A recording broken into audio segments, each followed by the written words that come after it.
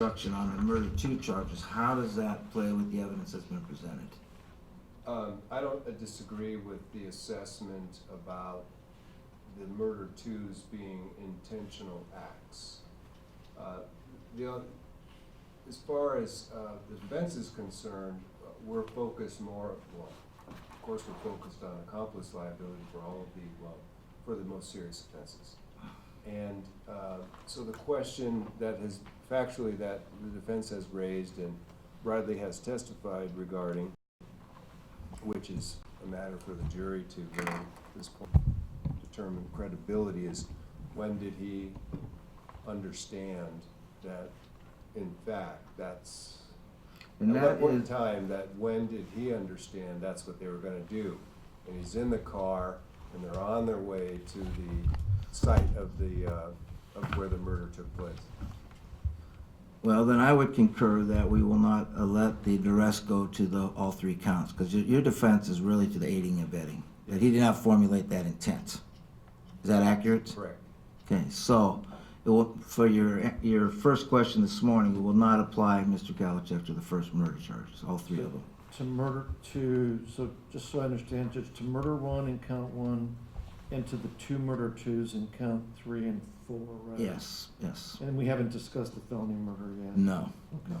I got it. Now, the court's position is that it will apply to the felony murder.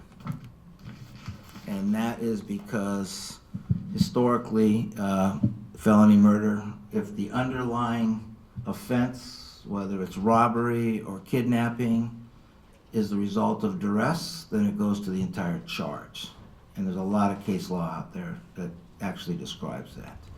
Even the case that we talked about yesterday, the Walker case, that was a kidnapping robbery case. And they allowed the instruction of duress, as is laid out in the statute in that case, to those charges. Factually, what do I have in this case to support the defense's request for that? And I presume that's what requesting in the felony murder. Is that the evidence is that he did assist in placing David Grunwald in the vehicle. That is the restraining component of the kidnapping charge. Why he assisted him, that's the issue. And he has argued that he was forced to do it by Dominic Johnson, who was holding a gun and so forth. Whether the jury believes that or not, he has put enough evidence into play to that count. So the court intends to allow that to occur because it's really it's to the predicate charge, and in that case, the felony murder, it's kidnapping. So I'm going to allow it if these requested by the defense that the duress can go to that count, and then you guys can argue that. I'm following the court's reasoning on this, yes. Okay. Then regarding the most difficult one I have, and are you requesting it as to the assault 1? I would be, unless, I didn't really research the lower offenses beyond murder and kidnapping. Okay. Well, I don't think there's an issue, I think the arson and the theft and the tampering, I don't think Mr. Kalachek is contesting. He can argue it on those 3. Yeah, although we have inconsistent statements by him as to his participation in those events, he did intimate that he was afraid during those times. So those 3 I'm fine with. So the only one that I'm at, and I will receive argument from both sides, is the actual assault 1 charge.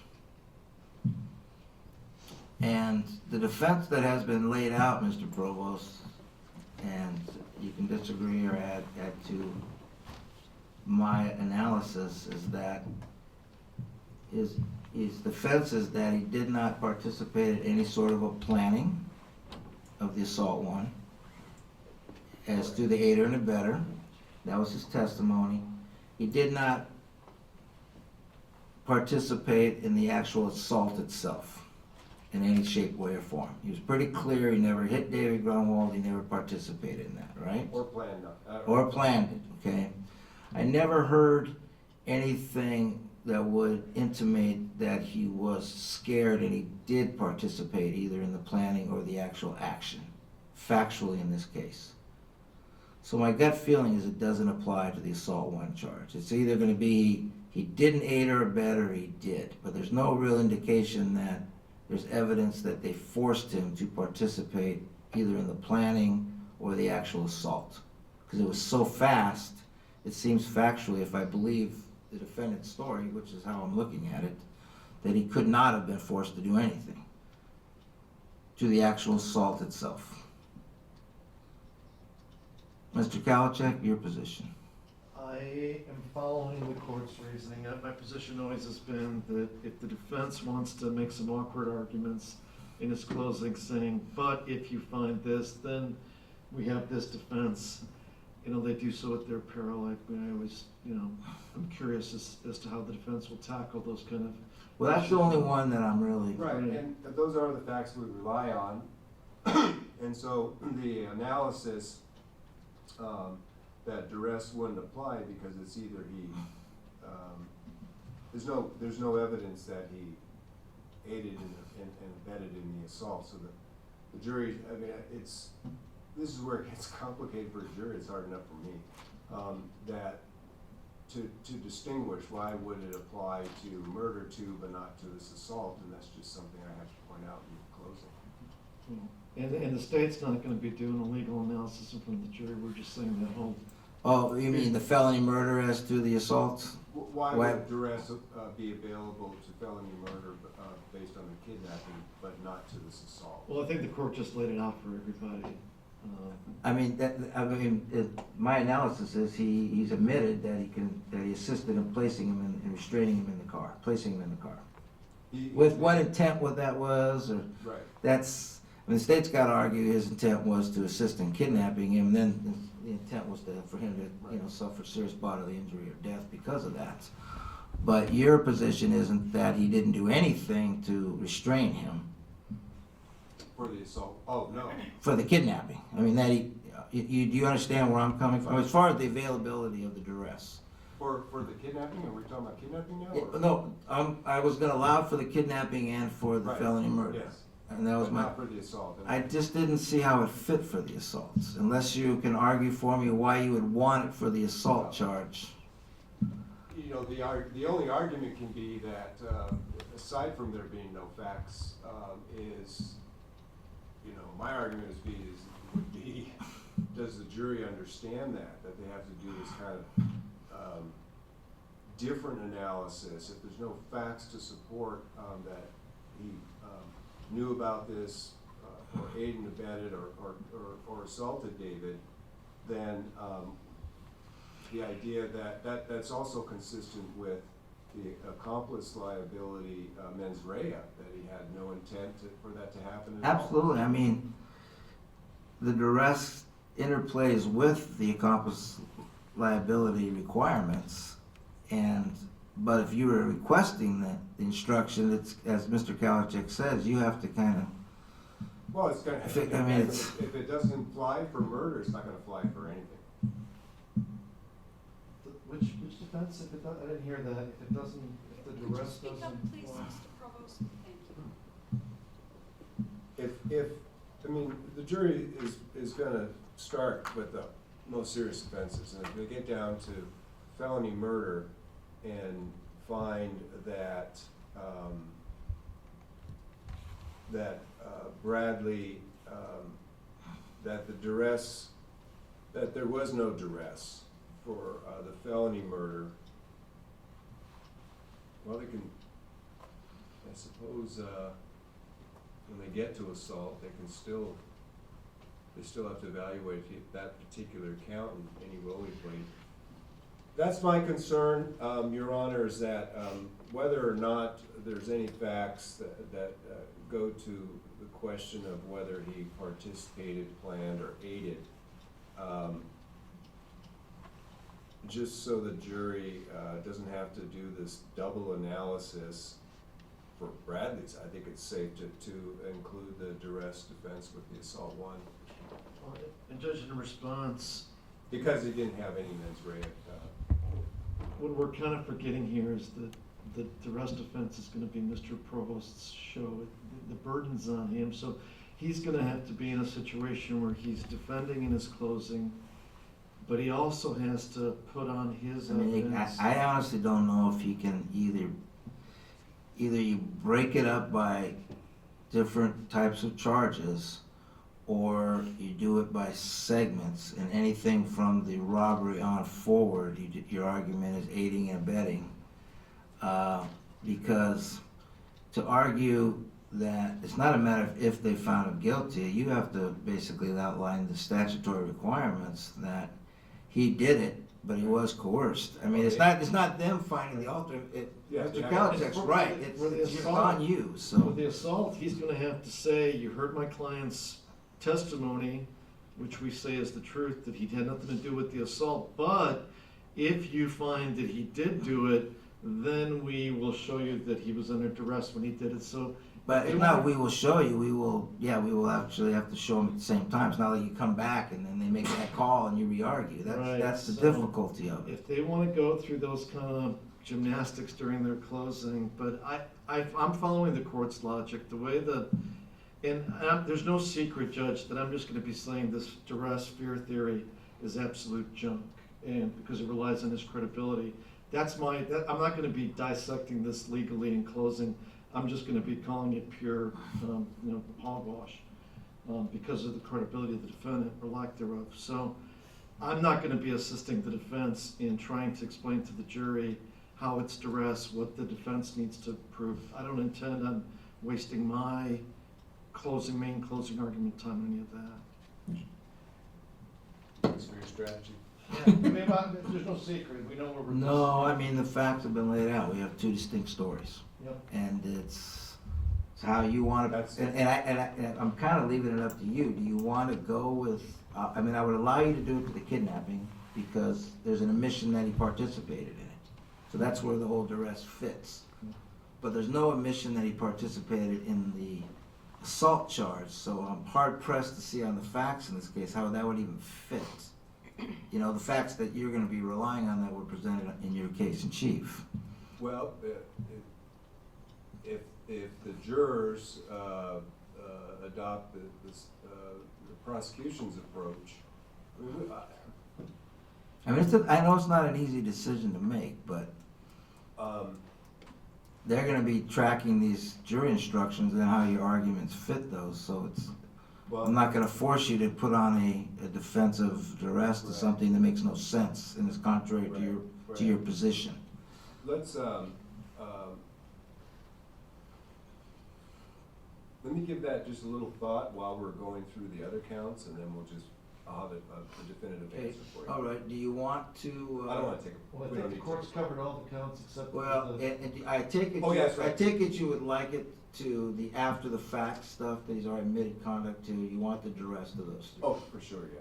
So those are a given, Yeah. so So that leaves the assault one. the assault one is the one, and the kidnapping, do you want it to the kidnapping? Or not? And the kidnapping being I the think felony if- murder too. I think if the court applied it to the felony murder, to be consistent, it should. It would have to be the Yeah, kidnapping I too. think It would have to be and both, we have his admission that he did help David to the car. yeah. So And that's if you wanna first. argue that that was under duress at that point, because he was Yeah, I placed think in that's, fear? I think that is the right way to approach this, and even, in closing is, let the assault one facts speak for themselves, and then, the duress. Kidnapping. Because that's when he first experienced the duress. Exactly, that's his testimony, the duress began after the beating. And it went from that point forward. That's why I was hard pressed to Yeah. find it for the beating, the assault one charge. So I think we're all in agreement, Mr. Kalachek, it's gonna apply to felony murder, kidnapping, and the three lesser charges after the fact. Is that their final answer about this all along? Yes. I didn't. It is. Okay. Okay, it does not apply to assault one, okay?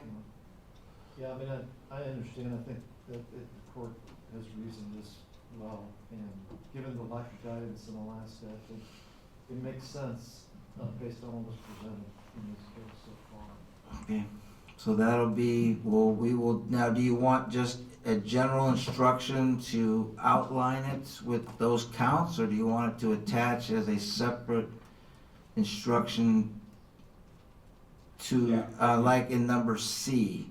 And how would you like that to be worded? That's what we need to figure out. So, for example, if we have the kidnapping charge, which is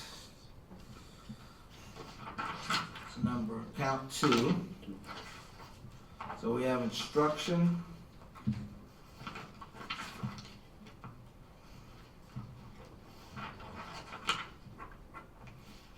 $16. So it would be 16D. Right, and so Judge, in terms of homework last night, I told the court that I would give it some thought, prepare a generic one where you can plug in the count numbers. Yes. That's all I did. It's not my defense, so I didn't wanna. Can I see that? Yeah, I got copies for. Sure. And again, this is just something I did late last night. I looked at the Mr. Provost's instruction, what we talked about yesterday. I did make a copy of the pattern instruction for necessity this morning, which I have copies of too. We can compare the two and see if they're consistent, because duress is a form of necessity defense. So I'll give the court and defense a copy of what I came up with.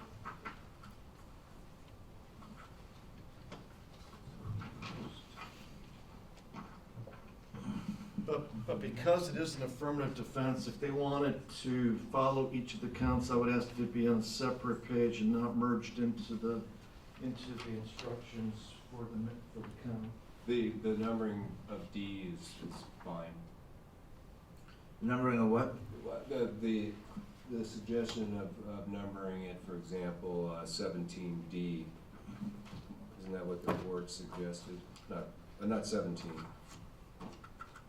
Yeah, so what we would do is we would just say regarding count 2, for example, Bradley Renfro has raised the affirmative defense of duress. To establish this affirmative defense, Bradley Renfro must prove that each of the following elements are more likely true than not. Number 1, Bradley Renfro was coerced to engage in the criminal conduct. 2, the coercion was by unlawful use of force or threats of unlawful force upon Bradley Renfro or a third person, or threats of unlawful force. 3, the force or threat of force was such that a reasonable person in Bradley Renfro's situation would have been unable to exist. And 4, Bradley Renfro did not recklessly place himself in a situation in which it was probable that one would be subject to duress. We got 4 versus 3 elements. He has 4 laid out. We tentatively did 3, or I did, but that's kind of combines them. Let me find that one I wrote. We wrote here, 22.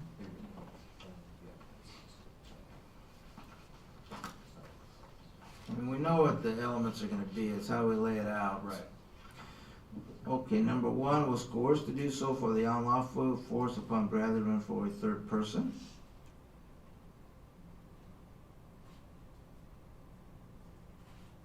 Yeah, I just didn't lay out he engaged in the criminal conduct. Yeah, that's a general overall introduction. And what I did is if you find that Bradley Renfro engaged in the provided conduct, it is a defense if Bradley Renfro. So I kind of put number 1 at the very top. I mean, like I said, just to see there's a number of ways to handle this, and we were all obviously working independently and not together on this. So that No. So either way, we all. So I'm going to ask the defense. It's your request. How would you like it laid out? And just, Judge, do you want just to compare it, get another one, the pattern for the affirmative defense to see the language in the last? No, that's what I went to that as well. I'll give the court, I think I have that also. Oh, you so, do? yeah, but I'll look at it. I mean, again. it's just something that might provide some guidance. Yeah. Same idea. We didn't have an instruction, but it was similar. Well, it has the same standard of proof, I believe, so. Right. I think that's from Mr. Provost. It's just a little bit different. This isn't to prevent a significant harm. Right. I mean, the nature of it, the elements are different, but Right. the burden of proof and the wording might be helpful. I'm fine with the state's 1.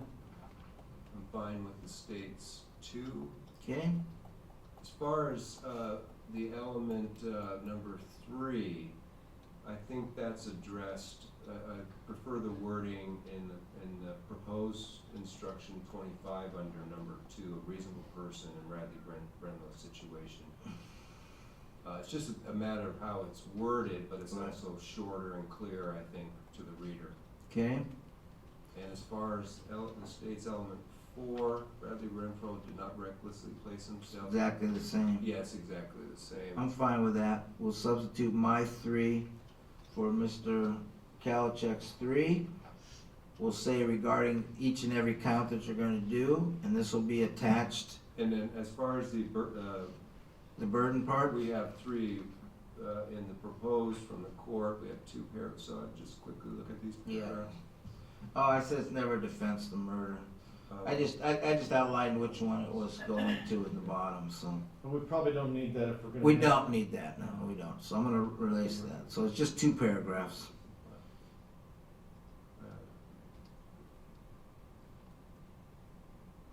All right, Instead so of each of the elements, it would be to the elements of the crime charged in count 2, and then we'll attach it to counts Right. 7, 8, and 9. As far as the And 3 paragraphs in instruction 25 at the bottom, the first paragraph is saying, I mean, the states and the courts are saying the same thing. Again, I prefer how the wording is on instruction number 25 as is. Okay, that's fine. And it also, I mean, one sentence there is basically about the Bradley Renfro must prove 4 elements, but we are, so that's been, we're replacing, so that can stay as 4 elements if we need to throw it in there. But these 4 elements, but it's fine, for me, it's fine the way that first paragraph is laid out in the proposed instruction 25. The burden is on Bradley Renfro to prove duress. He does not have to prove duress beyond a reasonable doubt. Prove duress beyond a preponderance of the evidence, which is lower standard than beyond a reasonable doubt. It means more Yeah. likely true than not. And the third, so that, other than, I do prefer the proposed instruction, those last 3 paragraphs, over the 2 paragraphs in the case proposal. Okay, so if you find that the state has proved beyond a reasonable doubt each of the elements of count, for example, 2, do you want to say the crime charged? Do you want to say kidnapping? Or do you just want to leave it as the count? Well, again, to keep the jury focused on, especially if they're tired and whatnot, what are they, deciding on without having to refer back to the count? I can just list the charge, kidnapping, that's fine. State doesn't care one way or I'm not gonna get into the elements of kidnapping, I think that's too confusing, but I'm just gonna lay out count 2 kidnapping, and at the very beginning, the defendants raised the affirmative defense of duress to count 2 kidnapping. If you find that Bradley Renfro engaged in the prescribed conduct, it is a defense if Bradley Renfro, number 1, was coerced to do so. Oh no, I guess we're changing it. Let me do this again, okay. So, this is how it's gonna read. We're gonna start with regarding count 2, kidnapping. Bradley Renfro has raised affirmative defense of duress. To establish this affirmative defense, Bradley Renfro must prove that each of the following elements are more likely true than not. 1, Bradley Renfro was coerced to engage in the criminal conduct. 2, the coercion was by the unlawful force or threats, was by the use of unlawful force or threats of unlawful force upon Bradley Renfro or a third person. 3, a reasonable person in Bradley Renfro's situation would have been unable to resist the force. And 4, Bradley Renfro did not recklessly place himself in a situation in which it was probable he would be subjected to duress. The burden is on Bradley Renfro to prove duress. Bradley Renfro does not have to prove duress beyond a reasonable doubt. Rather, the burden is on the defendant to prove duress by preponderance of the evidence, which is a lower standard than beyond a reasonable doubt. It means more likely true or not true than not true. If you find that the state has proved beyond a reasonable doubt each of the elements of count 2, kidnapping, you also find that Bradley Renfro has proved by preponderance of the evidence the affirmative defense of duress, then you must find Bradley Renfro not guilty on that count. That's how it'll read to count 2, and the rest of the 4 other counts: murder 2, arson, tampering, and vehicle theft. And we'll attach it Murder to felony murder, right? Yeah, for the other two. And, So we'll- just the consistency again, there is one defendant, rather than Bradley. Where is that at? It's on instruction number 25 in that first paragraph below the elements. Oh, it's on the defendant. Okay, I will be right back. I'm gonna take this down and have it drafted. We're merging the two together. What I was gonna ask, Judge, is the defense considered what definitions they want to be read in conjunction with their defense instruction? Additional than what we already have in there? There's some new words in those instructions that I don't think have been defined. Which instruction, what number? Your affirmative defense instruction that you wanted. So, again, I don't feel like my job is to do the defense job. No. Oh, I But see, yeah. there are some words that have not been covered. For example, the word force has not been defined in the instruction, because it wasn't only decided whether we have the instruction or not. No, force is described. In the- We It's have- instruction Oh, the 26. court has that? Yeah, Okay. look on the second part of 26. Okay. So we have force, we have physical evidence, we have All right, official I didn't proceeding, we see have that. threat. Huh? I didn't see that, thank you. We have dangerous instrument, we have serious physical injury, intentionally, knowingly, I put recklessly in too. Right. So we have that in there, and I have physical injury. Anything else that we really need to? I'm not, I just missed the Reasonable word, I was doubt. referring mostly to the force, I didn't have a chance to read the court's instructions here on that. I think the rest are just explained in arguments. Well, think about that, we'll go off record for a few minutes. You know, wait a second, the last sentence, duress is never a defense to murder. that's not coming in.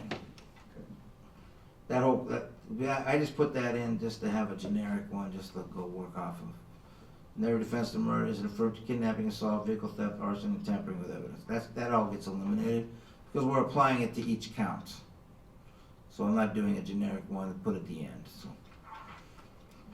I think that'll help the jury. Okay, so we have the objections that we already did to the corrections up to 23. We have the new packet I gave you this morning. There was nothing in there that you were concerned about. We'll combine that one, 24 on.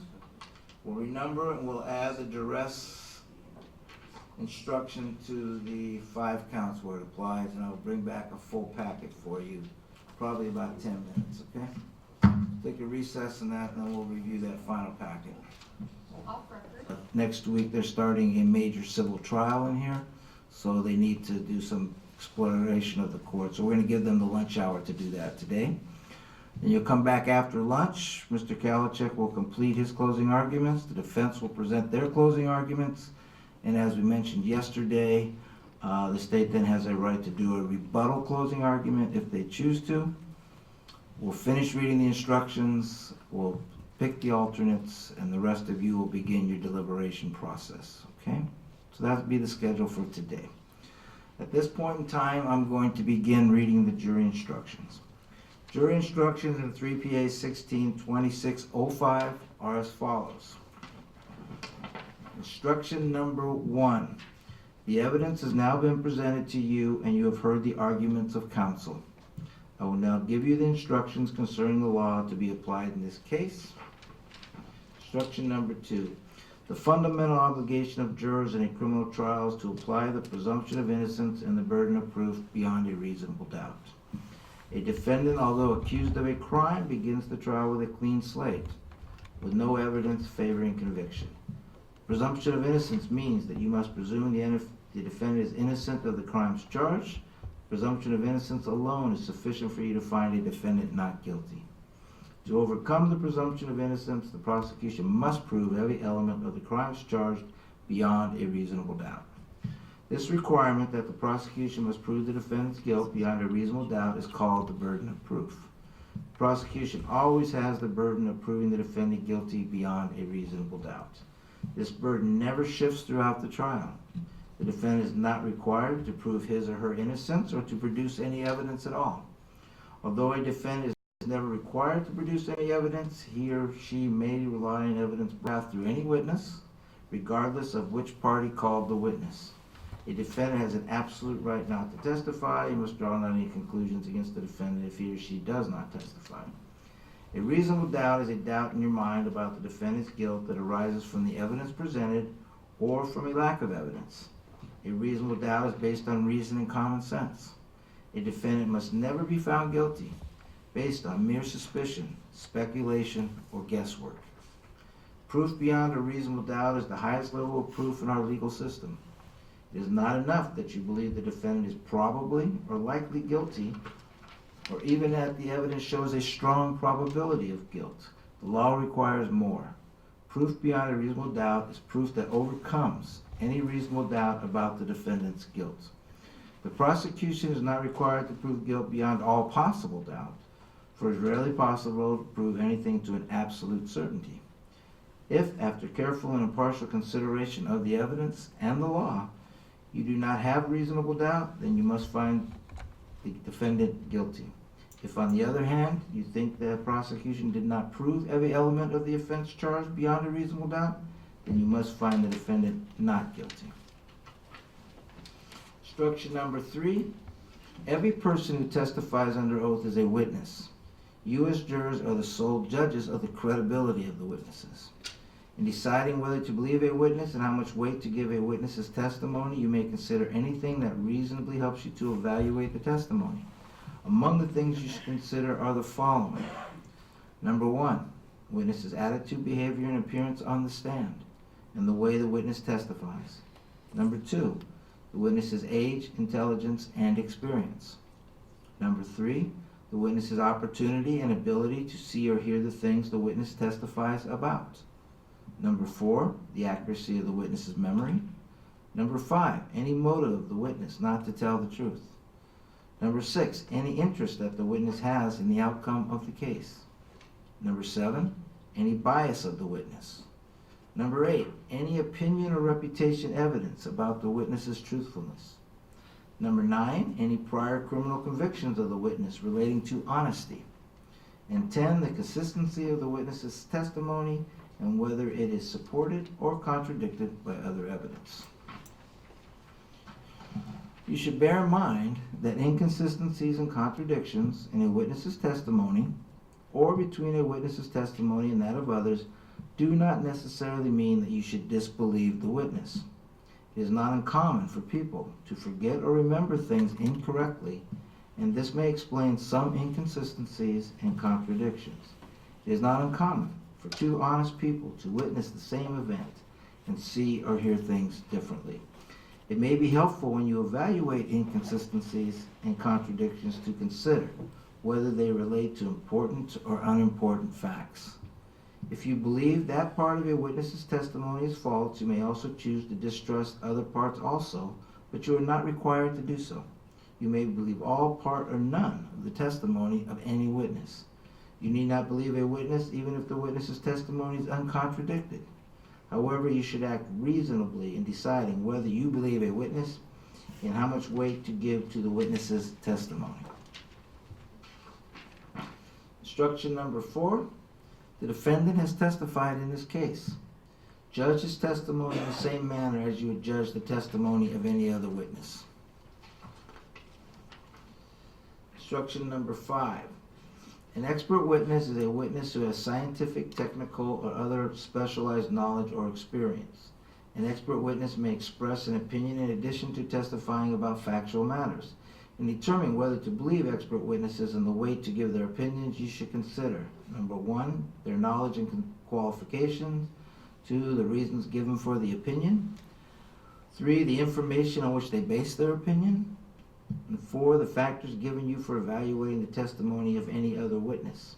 You are not required to accept an expert's opinion, but should give it the weight, if any, to which you find it entitled.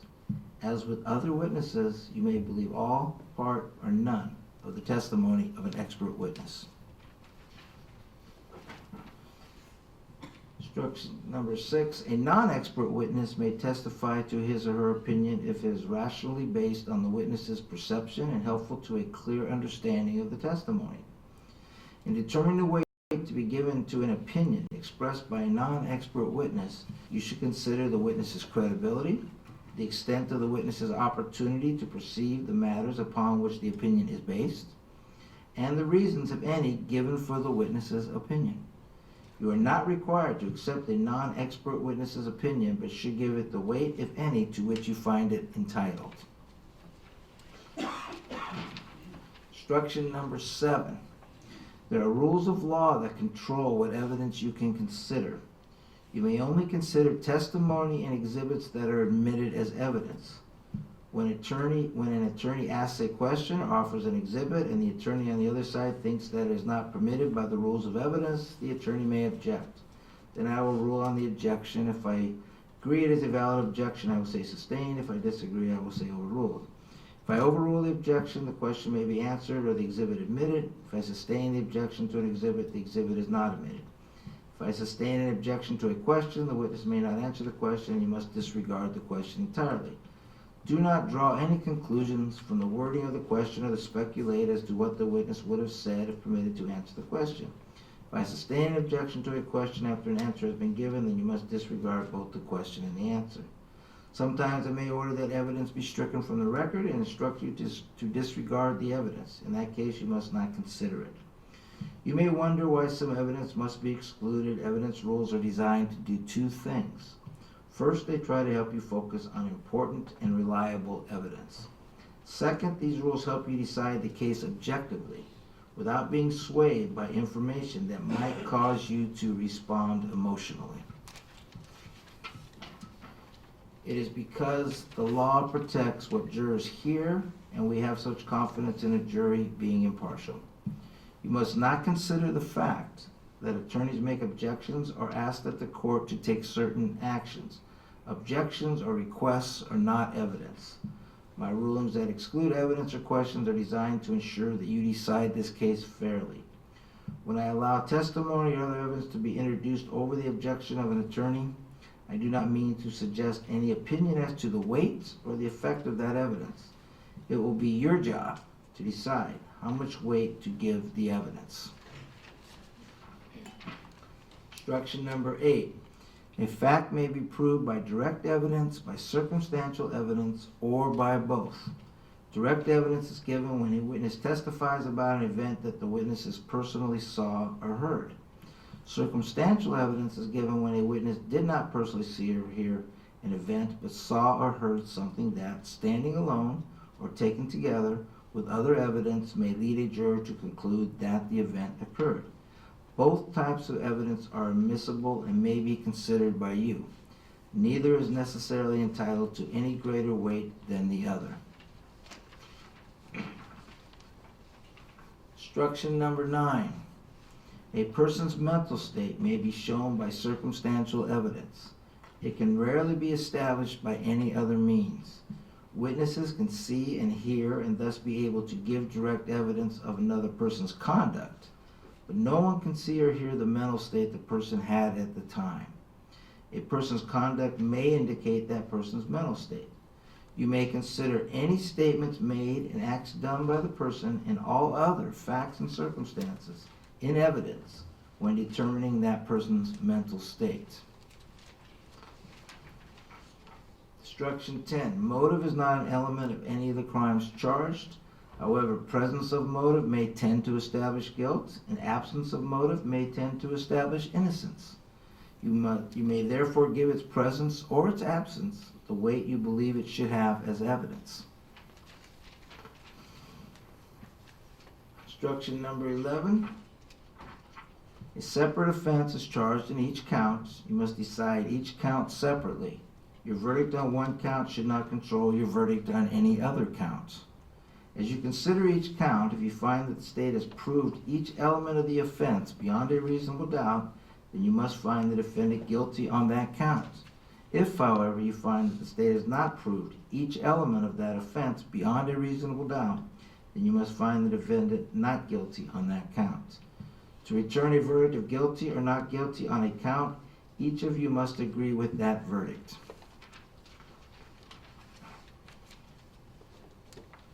Number 12, the charges in this case are mere accusations against the defendant. The filing of the charges is not evidence of the defendant's guilt, and you should not permit yourself to be influenced to any extent, even slightly, against the defendant because of the filing of the charges.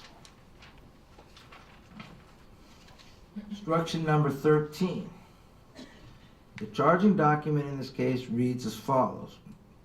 Count 1, CTN 1, that in the 3rd Judicial District, State of Alaska, on or about November 13, 2016, Adenir Palmer, Eric M. Allmendinger, Bradley J. Renfro, Dominic Johnson, and Austin B. Barrett, as principals or accomplices, intentionally caused the death of David Grunwald. Count 2, that in the 3rd Judicial District, State of Alaska, on or about November 13, 2016, Adenir Palmer, Eric M. Allmendinger, Bradley J. Renfro, Dominic Johnson, and Austin B. Barrett, as principals or accomplices, restrained David Grunwald with the intent to inflict physical injury upon David Grunwald or place David Grunwald in apprehension that he would be subjected to serious physical injury.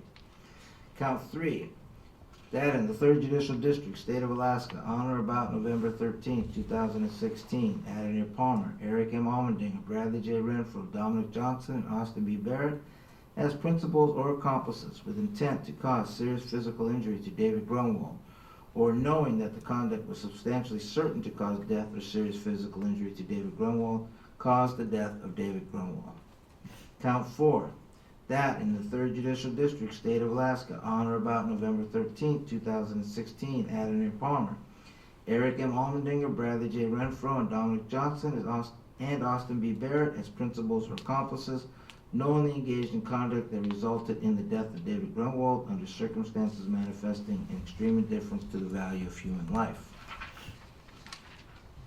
Count 5, that in the 3rd Judicial District, State of Alaska, on or about November 13, 2016, Adenir Palmer, Eric M. Allmendinger, Bradley J. Renfro, Dominic Johnson, and Austin B. Barrett as principals or accomplices intentionally committed a crime that is a felony, to wit, kidnapping, and in the course of or in furtherance of that crime or in immediate flight from that crime, any person caused the death of David Grunwald.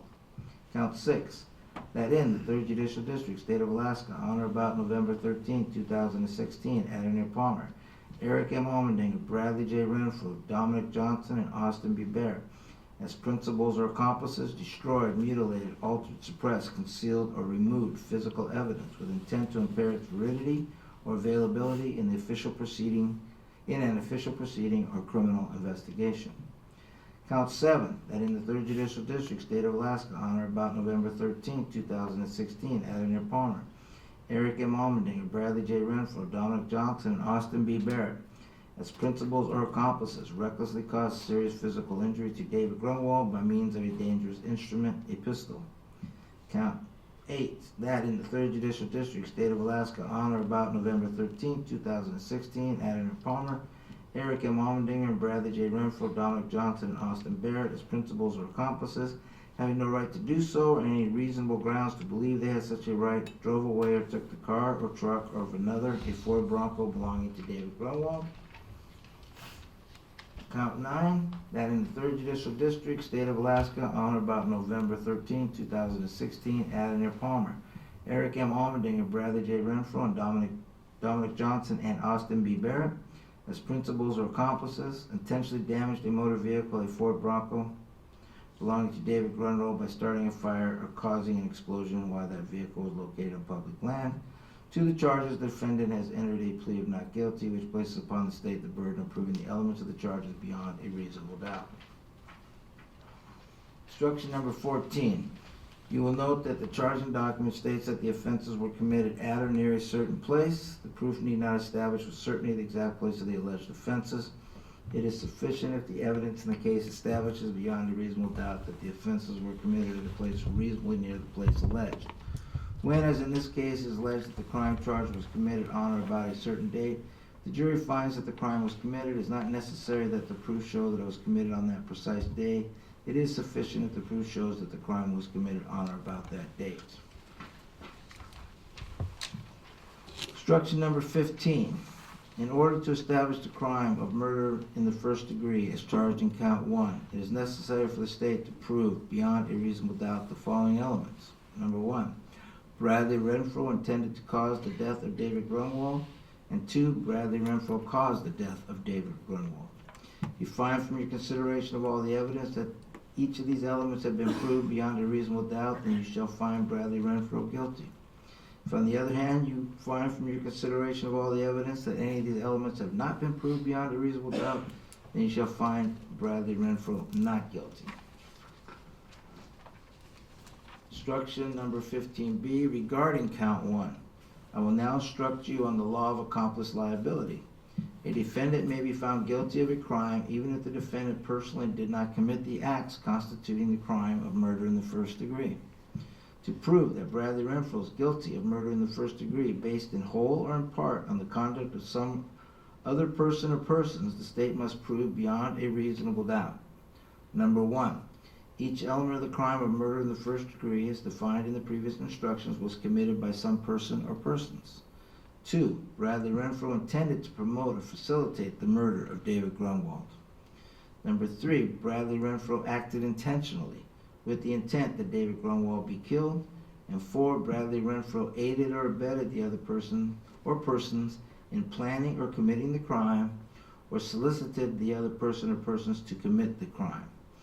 If you find that the state has proved beyond a reasonable doubt each of these 4 elements, you must find Bradley Renfro guilty based upon the conduct of another. On the other hand, if you find that the state has not proved beyond a reasonable doubt each of these 4 elements, then you cannot find Bradley Renfro guilty based upon the conduct of another. To return a verdict of guilty, you need not agree among yourself whether the defendant personally committed the crime or is guilty based upon the conduct of another.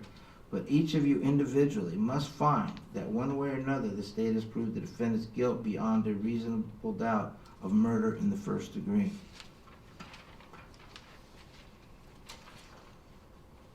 If you do not find that the state has proved beyond a reasonable doubt that Bradley Renfro personally committed the crime, and you do not find that the state has proved beyond a reasonable doubt that Bradley Renfro is guilty based upon the conduct of another, then you must find Bradley Renfro not guilty of murder in the first degree.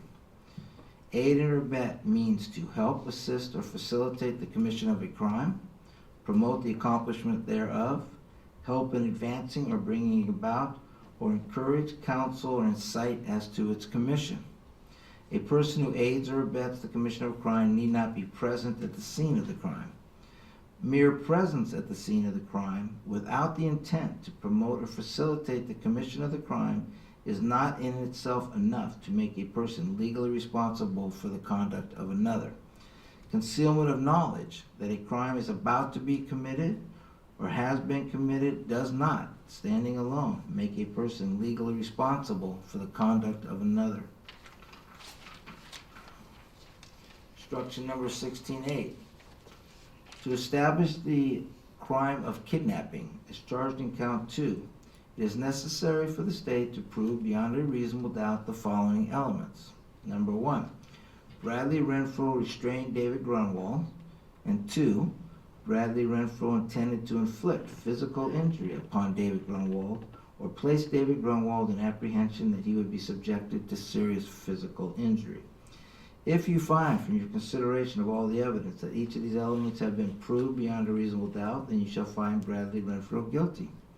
If, on the other hand, from all your consideration of all the evidence that any of these elements have not been proved beyond a reasonable doubt, then you shall find Bradley Renfro not guilty.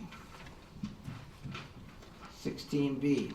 Regarding count 2, I will now instruct you on the law of accomplice liability.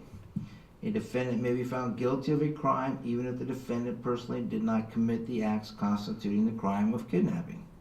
To prove that the defendant is guilty of kidnapping based in whole or in part on the conduct of some other person or persons, the state must prove beyond a reasonable doubt. Number 1, each element of the crime of kidnapping as defined in the previous instruction was committed by some person or persons. 2, Bradley Renfro intended to promote or facilitate the restraint of David Grunwald. 3, Bradley Renfro acted with the intent to inflict physical injury upon David Grunwald or with the intent to place David Grunwald in apprehension that he would be subjected to serious physical injury. And 4, Bradley Renfro aided or abetted the other person or persons in planning or committing the kidnapping, or solicited the other person or persons to commit the kidnapping. If you find that the state has proved beyond a reasonable doubt each of these 4 elements, then you must find Bradley Renfro guilty based upon the conduct of another. On the other hand, if you find that the state has not proved beyond a reasonable doubt each of these 4 elements, then you cannot find Bradley Renfro guilty based upon the conduct of another. 16b continued. To return a verdict of guilty, you need not agree among yourselves whether Bradley Renfro personally committed the crime or is guilty based upon the conduct of another. But each of you individually must find that one way or another the state has proved Bradley Renfro's guilt beyond a reasonable doubt of kidnapping. If you do not find that the state has proved beyond a reasonable doubt that Bradley Renfro personally committed the crime, and you do not find that the state has proved beyond a reasonable doubt that Bradley Renfro is guilty based upon the conduct of another, then you must find Bradley Renfro not guilty of kidnapping. Aid or abet means to help, assist, or facilitate the commission of a crime, promote the accomplishment thereof, help in advancing or bringing it about, or encourage, counsel, or incite as to its commission. A person who aids or abets the commission of a crime need not be present at the scene of the crime. Mere presence at the scene of the crime without the intent to promote or facilitate the commission of the crime is not in itself enough to make a person legally responsible for the conduct of another. Concealment of knowledge that a crime is about to be committed or has been committed does not, standing alone, make a person legally responsible for the conduct of another. Instruction number 16C. In these instructions, restrain means to restrict a person's movements unlawfully and without consent so as to interfere substantially with the person's liberty by moving the person from one place to another or by confining the person either in the place where the restriction commences or in a place which the person has been moved. Restraint is without consent if it is accomplished by force, threat, or deception. Movement or confinement of another person that is merely incidental to the commission of another offense does not qualify as restraint. In deciding whether the confinement or movement of the restrained person qualifies as a separate offense of kidnapping, you should consider the following factors, none of which is determinative. Number 1, how long the person was restrained. 2, if the person was moved, how far the person was moved and where the person was taken. 3, whether the restraint exceeded what was necessary for the commission of the defendant's target crime. 4, whether the restraint significantly increased the risk of harm to the person beyond the risk of harm inherent in the target crime itself. 5, whether the restraint had some independent purpose. If you find, after considering these factors, that the defendant's confinement or movement of the person was merely incidental to another offense, then you must find the defendant did not restrain the person. Instruction number 16D. Regarding count 2, kidnapping, the defendant Bradley Renfro has raised the affirmative defense of duress. To establish this affirmative defense, Bradley Renfro must prove each of the following elements is more likely true than not true. Number 1, Bradley Renfro was coerced to engage in the criminal conduct. And 2, the coercion was by the use of unlawful force or threats of unlawful force upon Bradley Renfro or a third person. And 3, a reasonable person in Bradley Renfro's situation would have been unable to resist the force. And 4, Bradley Renfro did not recklessly place himself in a situation in which it was probable he would be subject to duress. The burden is on Bradley Renfro to prove duress. Rather, Renfro does not have to prove duress beyond a reasonable doubt. Rather, the burden is on the defendant to prove duress by a preponderance of the evidence, which is a lower standard than beyond a reasonable doubt. It means more likely true than not true. If you find that the state has proved beyond a reasonable doubt each of the elements of the crime in count 2, kidnapping, but you also find that Bradley Renfro has proved by a preponderance of the evidence the affirmative defense of duress, then you must find Bradley Renfro not guilty on that count. Instruction 17A. Regarding the crime of murder in the second degree, as charged in count 3, there are two different ways for the state to prove that the defendant committed this crime. Each of these ways requires the state to prove two elements beyond a reasonable doubt. The state must prove beyond a reasonable doubt, number 1, Bradley Renfro intended to cause serious physical injury to David Grunwald, and 2, Bradley Renfro caused the death of David Grunwald by shooting him. Or, number 1, Bradley Renfro knew that his conduct was substantially certain to cause the death or serious physical injury to David Grunwald, and 2, Bradley Renfro caused the death of David Grunwald by shooting him. If you find from your consideration of all the evidence that each of these elements has been proved beyond a reasonable doubt, then you shall find the defendant guilty. If, on the other hand, you find from your consideration of all the evidence that any of these elements has not been proved beyond a reasonable doubt, then you shall find the defendant not guilty. With 17A continued. With respect to the crime of murder in the second degree described in the previous instruction, if you find that the state has proved beyond a reasonable doubt each of the elements in the first set of elements or each of the elements in the second set of elements, then you must find Bradley Renfro guilty. On the other hand, if you find that the state has not proved beyond a reasonable doubt each of the elements in the first set of elements, and that the state has not proved beyond a reasonable doubt each of the elements in the second set of elements, then you must find Bradley Renfro not guilty. To return a verdict of guilty, each of you individually must find Bradley Renfro guilty, but you need not agree among yourselves which of the two sets of elements the state has proved. Instruction 17B. Regarding count 3, I will now instruct you on the law of accomplice liability. A defendant may be found guilty of a crime even if Bradley Renfro personally did not commit the acts constituting the crime. To prove that Bradley Renfro is guilty of murder in the second degree as charged in count 3, based in whole or in part on the conduct of some other persons or persons, the state must prove beyond a reasonable doubt. Number 1, each element of the crime of murder in the second degree as defined in instruction 17A was committed by some person or persons. 2, Bradley Renfro intended to promote or facilitate the serious physical injury to David Grunwald. 3, Bradley Renfro acted with the intent to cause serious physical injury to David Grunwald, or with knowledge that the shooting was substantially certain to cause the death or serious physical injury to David Grunwald. And 4, Bradley Renfro aided or abetted the other persons or persons in planning or committing the crime, or solicited the other person or persons to commit the crime of murder in second degree as defined in instruction 17A. If you find that the state has proved beyond a reasonable doubt each of these 4 elements, then you must find Bradley Renfro guilty based upon the conduct of another. On the other hand, if you find that the state has not proved beyond a reasonable doubt each of these 4 elements, then you cannot find Bradley Renfro guilty based upon the conduct of another. To return a verdict of guilty, you need not agree among yourselves whether the defendant personally committed the crime or is guilty based upon the conduct of another. But each of you individually must find, one way or another, that the state has proved Bradley Renfro's guilt beyond a reasonable doubt of murder in the second degree.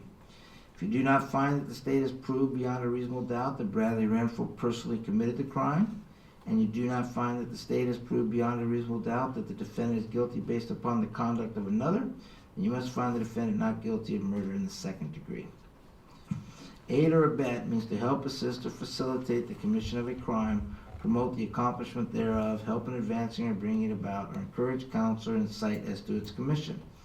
A person who aids or abets the commission of a crime need not be present at the scene of the crime. Mere presence at the scene of the crime, without the intent to promote or facilitate the commission of the crime, is not in itself enough to make a person legally responsible for the conduct of another. Concealment of knowledge that a crime is about to be committed or has been committed does not, standing alone, make a person legally responsible for the conduct of another.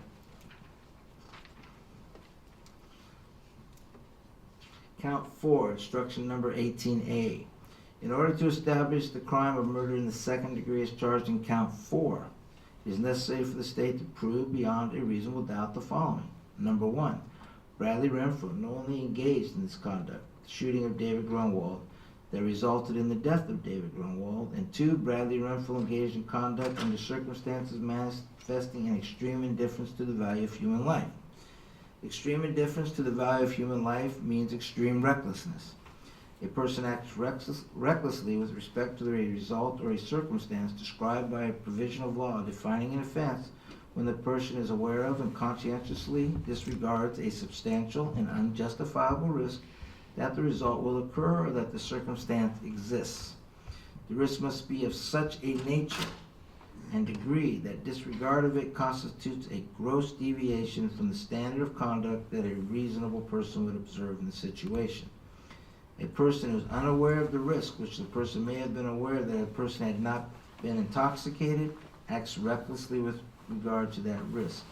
In deciding whether Bradley Renfro's conduct manifested an extreme indifference to the value of human life, you must consider the following factors. Number A, the social utility of Bradley Renfro's conduct. B, the magnitude of the risk of the defendant's conduct created, including both the nature of the harm that was foreseeable by the defendant and the likelihood that the defendant's conduct would cause the harm. C, Bradley Renfro's knowledge of the risk. And D, any precautions the defendant took to minimize the risk. If you find from your consideration of all the evidence that each of these elements has been proved beyond a reasonable doubt, then you shall find Bradley Renfro guilty. If on the other hand, you find from your consideration of all the evidence that any of these elements have not been proved beyond a reasonable doubt, then you shall find Bradley Renfro not guilty.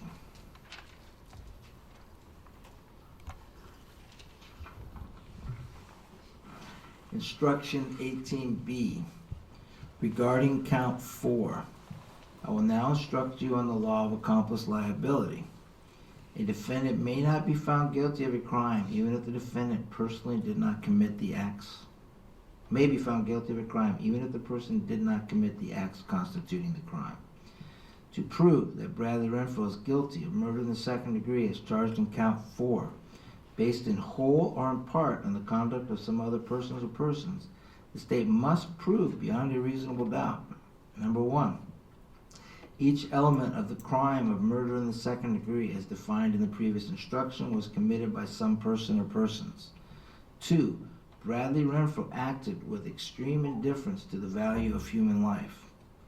And 3, Bradley Renfro aided or abetted the other person or persons in planning or committing the crime of murder in the second degree as charged in count 4, or solicited the other person or persons to commit the crime. If you find that the state has proved beyond a reasonable doubt each of these 3 elements, then you must find Bradley Renfro guilty based upon the conduct of another.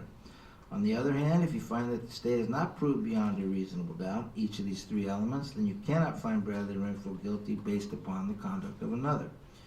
To return a verdict of guilty, you need not agree among yourselves whether Bradley Renfro personally committed the crime or is guilty based upon the conduct of another. But each of you individually must find that, one way or another, the state has proved Bradley Renfro's guilt beyond a reasonable doubt of murder in the second degree. If you do not find that the state has proved beyond a reasonable doubt that Bradley Renfro personally committed the crime, and you do not find that the state has proved beyond a reasonable doubt that Bradley Renfro is guilty based upon the conduct of another, then you must find the defendant not guilty of murder in the second degree. Aid or abet means to help, assist, or facilitate the commission of a crime, promote the accomplishment thereof, help in advancing or bringing it about, or encourage, counsel, or incite as to its commission. A person who aids or abets the commission of a crime need not be present at the scene of the crime.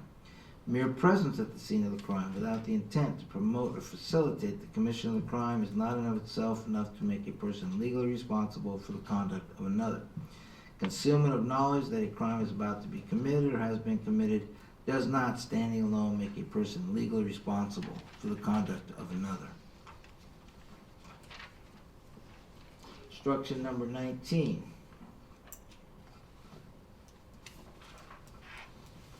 In order to establish the crime of felony murder, as charged in count 5, it is necessary for the state to prove beyond a reasonable doubt the following elements. Number 1, Bradley Renfro committed the crime of kidnapping as a principal or accomplice as defined in the previous instruction regarding kidnapping. Number 2, in the course of or in furtherance of that crime or in immediate flight from that crime, any person caused the death of David Grunwald. And 3, David Grunwald was not one of the participants, perpetrators of the kidnapping. If you find from your consideration of all the evidence that each of these elements has been proved beyond a reasonable doubt, then you shall find Bradley Renfro guilty. If, on the other hand, you find from your consideration of all the evidence that any of these elements have not been proved beyond a reasonable doubt, then you shall find Bradley Renfro not guilty. Regarding count 5, the felony murder, the defendant, Bradley Renfro, has raised the affirmative defense of duress. To establish the affirmative defense, Bradley Renfro must prove each of the following elements is more likely true than not true. Number 1, Bradley Renfro was coerced to engage in the criminal conduct. 2, the coercion was by the use of unlawful force or threats of unlawful force upon Bradley Renfro or a third person. And 3, a reasonable person in Bradley Renfro's situation would have been unable to resist the force. And 4, Bradley Renfro did not recklessly place himself in a situation in which it was probable he would be subjected to duress. The burden is on Bradley Renfro to prove duress. Bradley Renfro does not have to prove duress beyond a reasonable doubt. Rather, the burden is on the defendant to prove duress by preponderance of the evidence, which is a lower standard than beyond a reasonable doubt. It means more likely true than not true. If you find that the state has proved beyond a reasonable doubt each of the elements of the crime charged in count 5, felony murder, but you also find that Bradley Renfro has proved by a preponderance of the evidence the affirmative defense of duress, then you must find Bradley Renfro not guilty on that count. Instruction 20A. In order to establish the crime of tampering with evidence in the first degree as charged in count 6, it is necessary for the state to prove beyond a reasonable doubt the following. Number 1, Bradley Renfro destroyed, mutilated, altered, suppressed, concealed, or removed physical evidence, David Grunwald's Bronco. Number 2, Bradley Renfro intended to impair the Bronco's validity or availability in a official proceeding or criminal investigation. If you find from your consideration of all the evidence that each of these elements has been proved beyond a reasonable doubt, then you shall find Bradley Renfro guilty. If, on the other hand, you find from your consideration of all the evidence that any of these elements has not been proved beyond a reasonable doubt, then you shall find Bradley Renfro not guilty. Regarding count 6, I will now instruct you on the law of accomplice liability. A defendant may be found guilty of a crime even if the defendant personally did not commit the acts constituting the crime.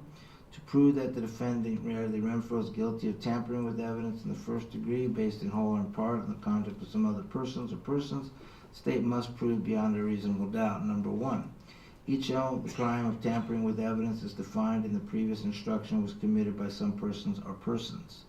2, Bradley Renfro intended to promote or facilitate the destruction, mutilation, alteration, suppression, concealment, or removal of physical evidence, David Grunwald's Bronco.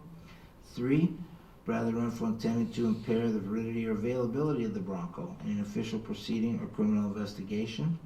And 4, Bradley Renfro aided or abetted the other person or persons in planning or committing the crime or soliciting the other persons or persons to commit the crime.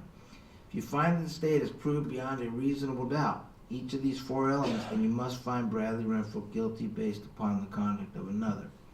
On the other hand, if you find that the state has not proved beyond a reasonable doubt each of these 4 elements, then you cannot find Bradley Renfro guilty based on the conduct of another. To return a verdict of guilty, you need not agree among yourselves whether Bradley Renfro personally committed the crime or is guilty based upon the conduct of another. But each of you individually must find one way or another that the state has proved the defendant's guilt beyond a reasonable doubt of tampering with evidence in the first degree. If you do not find that the state has proved beyond a reasonable doubt that Bradley Renfro personally committed the crime, and you do not find that the state has proved beyond a reasonable doubt that Bradley Renfro is guilty based upon the conduct of another, then you must find Bradley Renfro not guilty of tampering with evidence in the first degree. Aid or abet means to help, assist, or facilitate the commission of a crime, promote the accomplishment thereof, help in advancing or bringing it about, or encourage, counsel, or incite it to its commission. A person who aids or abets the commission of the crime need not be present at the scene of the crime.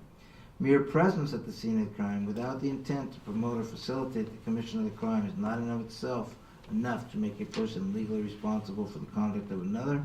Concealment of knowledge that a crime is about to be committed or has been committed does not, standing alone, make a person legally responsible for the conduct of another.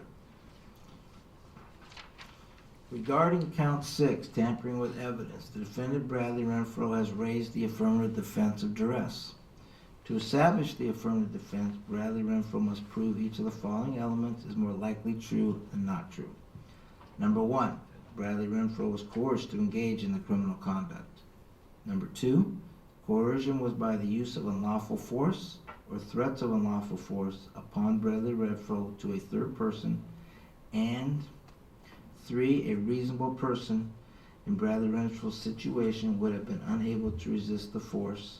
And 4, Bradley Renfro did not recklessly place himself in a situation in which it was probable he would be subjected to duress. The burden is on Bradley Renfro to prove duress. Bradley Renfro does not have to prove duress beyond a reasonable doubt.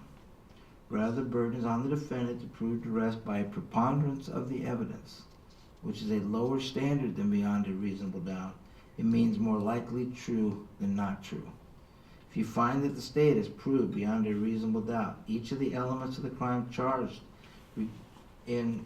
regarding count 6, tampering with evidence, but you will also find that Bradley Renfro has proved by a preponderance of the evidence the affirmative defense of duress, then you must find Bradley Renfro guilty on that count. 21A, regarding count 7. In order to establish the crime of assault in the first degree, as charged in count 7, it is necessary for the state to prove beyond a reasonable doubt the following. Number 1, Bradley Renfro caused serious physical injury to David Grunwald. 2, Bradley Renfro caused serious physical injury recklessly. And 3, Bradley Renfro caused serious physical injury by means of a dangerous instrument, to wit, a pistol.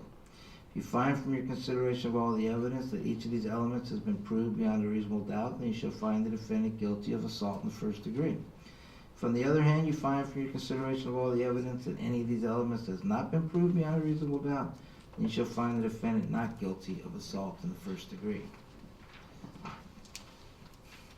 Regarding count 7, I will now instruct you on the law of accomplice liability. A defendant may be found guilty of a crime even if the defendant personally did not commit the acts constituting the crime. To prove that the defendant is guilty of assault in the first degree based in whole or in part on the conduct of some other persons or persons, the state must prove beyond a reasonable doubt. Number 1, each element of the crime of assault in the first degree, as defined in the previous instruction, was committed by some person or persons. 2, Bradley Renfro intended to promote or facilitate the reckless infliction of serious physical injury to David Grunwald by means of a dangerous instrument. 3, Bradley Renfro aided or abetted the other persons or persons in planning or committing the assault, or solicited the other persons or persons to commit the assault. If you find that the state has proved beyond a reasonable doubt each of these 3 elements, then you must find Bradley Renfro guilty based upon the conduct of another.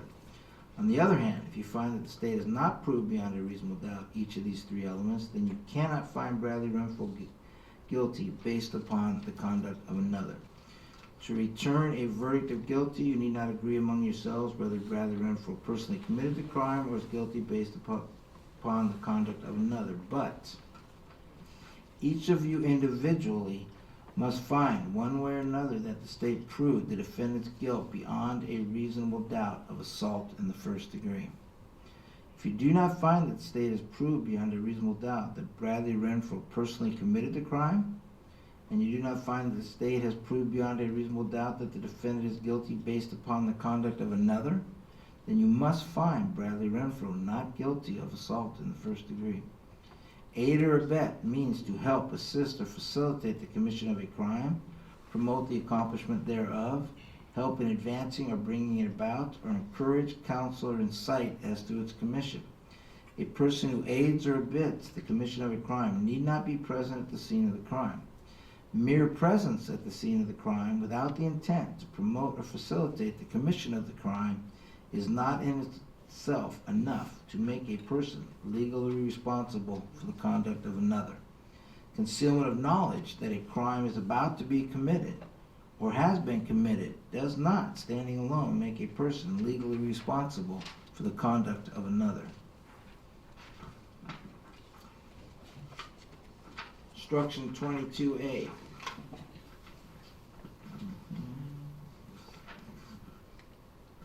And we have about 6 more.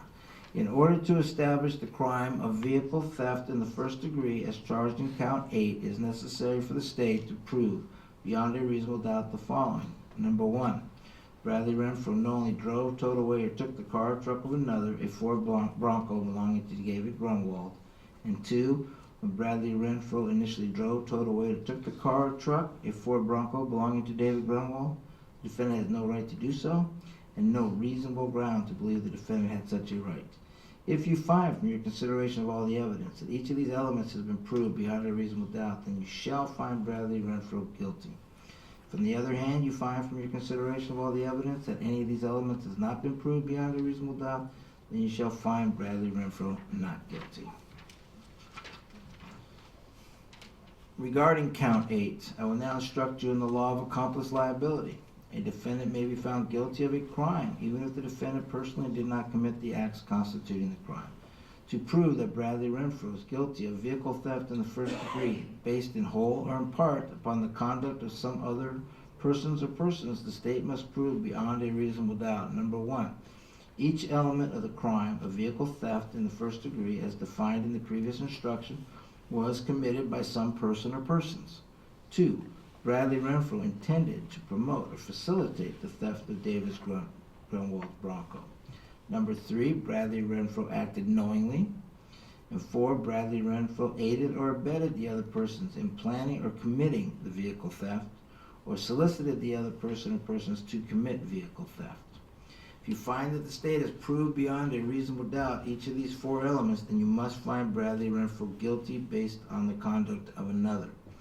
On the other hand, if you find that the state has not proved beyond a reasonable doubt each of these 4 elements, then you cannot find Bradley Renfro guilty based on the conduct of another. To return a verdict of guilty, you need not agree among yourselves whether the defendant personally committed the crime or is guilty based upon the conduct of another. But each of you individually must find, one way or another, the state has proved Bradley Renfro's guilt beyond a reasonable doubt of vehicle theft in the first degree.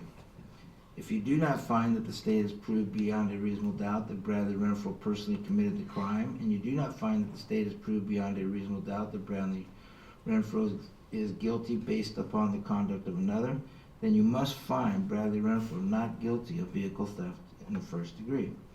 Aid or abet means to help, assist, or facilitate the commission of a crime, promote the accomplishment thereof, help in advancing or bringing it about, or encourage, counsel, or incite as to its commission. A person who aids or abets the commission of a crime need not be present at the scene of the crime. Mere presence at the scene of the crime without the intent to promote or facilitate the commission of the crime is not in itself enough to make a person legally responsible for the conduct of another. Concealment of knowledge that a crime is about to be committed or has been committed does not, standing alone, make a person legally responsible for the conduct of another. Regarding count 8, vehicle theft in the first degree, the defendant Bradley Renfro has raised the affirmative defense of duress. To establish this affirmative defense, Bradley Renfro must prove each of the following elements is more likely true than not true. Number 1, Bradley Renfro was coerced to engage in the criminal conduct. And 2, the coercion was by the use of unlawful force or threats of unlawful force upon Bradley Renfro or a third person. And 3, a reasonable person in Bradley Renfro's situation would have been unable to resist the force. And 4, Bradley Renfro did not recklessly place himself in a situation in which it was probable he would be subjected to duress. The burden is on Bradley Renfro to prove duress. Bradley Renfro does not have to prove duress beyond a reasonable doubt.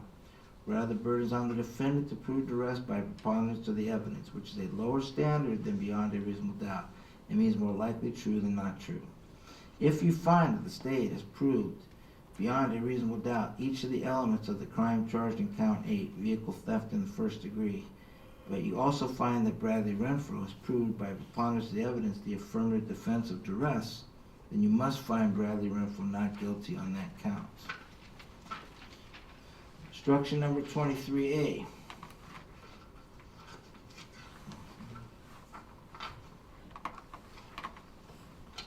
In order to establish the crime of arson in the third degree as charged in count 9, it is necessary for the state to prove beyond a reasonable doubt the following.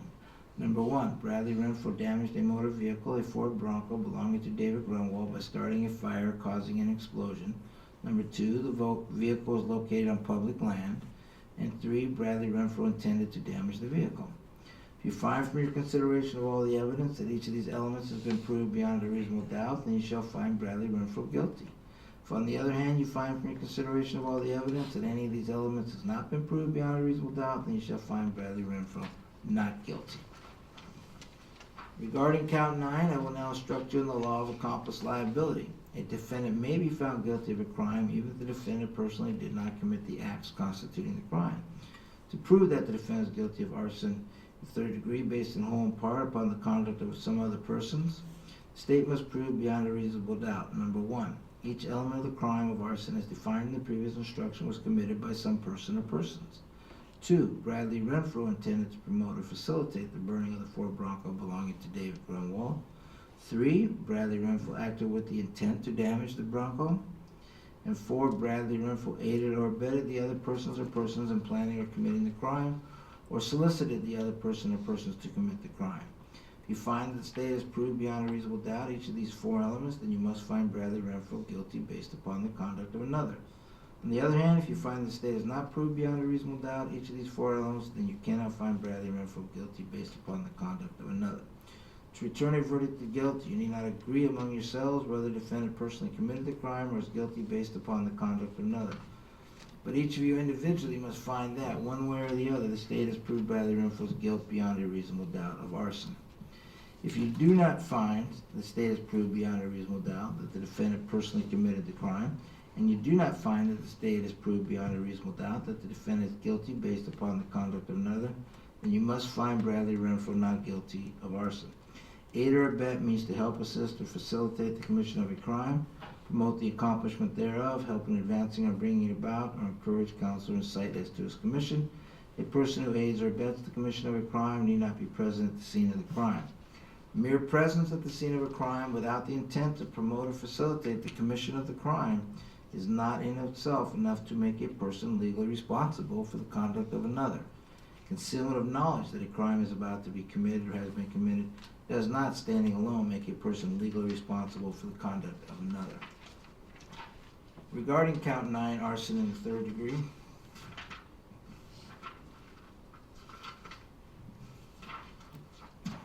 the defendant, Bradley Renfro, has raised the affirmative defense of duress. To establish this affirmative defense, Bradley Renfro must prove each of the following elements are more likely true than not true. Number 1, Bradley Renfro was coerced to engage in the criminal conduct. 2, that coercion was by the use of unlawful force or threats of unlawful force upon Bradley Renfro or a third person. And 3, a reasonable person in Bradley Renfro's situation would have been unable to resist the force. And 4, Bradley Renfro did not recklessly place himself in a situation in which it would be probable he would be subjected to duress. The burden is on Bradley Renfro to prove duress. Bradley Renfro does not have to prove duress beyond a reasonable doubt.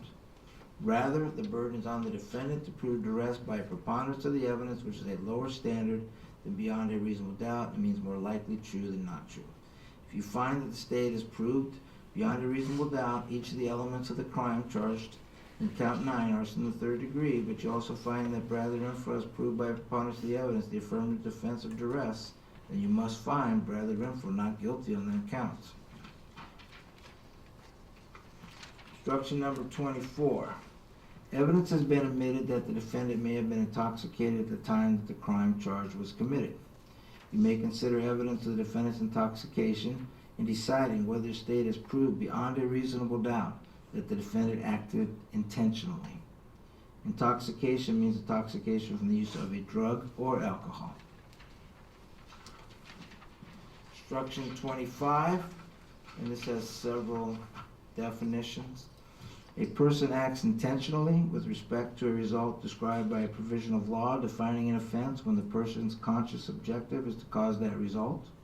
When intentionally causing a particular result is an element of the offense, that intent need not be the person's only objective.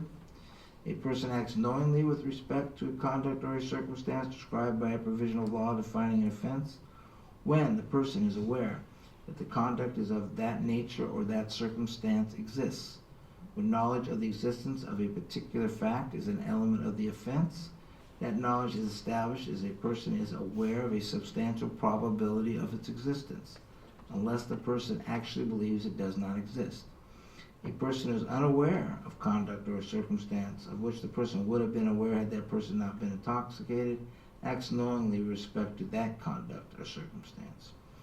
A person acts recklessly with respect to a result or a circumstance described by a provision of law defining an offense when the person is aware of and conscientiously disregards a substantial and unjustifiable risk that the result will occur or that the circumstance exists. The risk must be of such a nature and degree that disregard of it constitutes a gross deviation from the standard of conduct that a reasonable person would observe in the situation. A person who is unaware of a risk for which the person would have been aware had that person not been intoxicated acts recklessly with respect to that risk. Physical injury means a physical pain or impairment of a physical condition. Serious physical injury means A, physical injury caused by an act performed under circumstances that create a substantial risk of death, or B, physical injury that causes serious and protracted disfigurement, protracted impairment of health, protracted loss or impairment of a function of a body member or organ with an unlawfully terminated pregnancy. Dangerous instrument means a deadly weapon or anything under the circumstances in which it is used, attempted to be used, or threatened to be used is capable of causing death or serious physical injury. Force means any bodily impact, restraint, or confinement, or the threat of imminent bodily impact, restraint, or confinement. Force includes deadly and non-deadly force. Threat means a menace, however communicated, to engage in conduct that would result in physical injury to anyone. Physical evidence means an article, object, document, record, or other thing of physical substance. Official proceeding means a proceeding heard before a legislative, judicial, administrative, or other government body, or official authorized to hear evidence under oath. Number 26, the jury view of the camper trailer as evidence, and you may consider your observations during the jury view just like the evidence presented in the courtroom.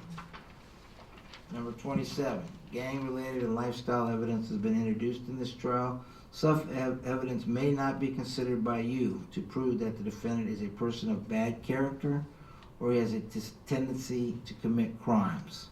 Such evidence may be considered by you only for the limited purpose of deciding the defendant's intent or motives. For the limited purpose for which you may consider such evidence, you should weigh it in the same manner as you would weigh all other evidence in the case and give it the weight, if any, to which you find it entitled on the question of the defendant's intent and motive or motives. Do not consider or discuss such evidence for any other purpose.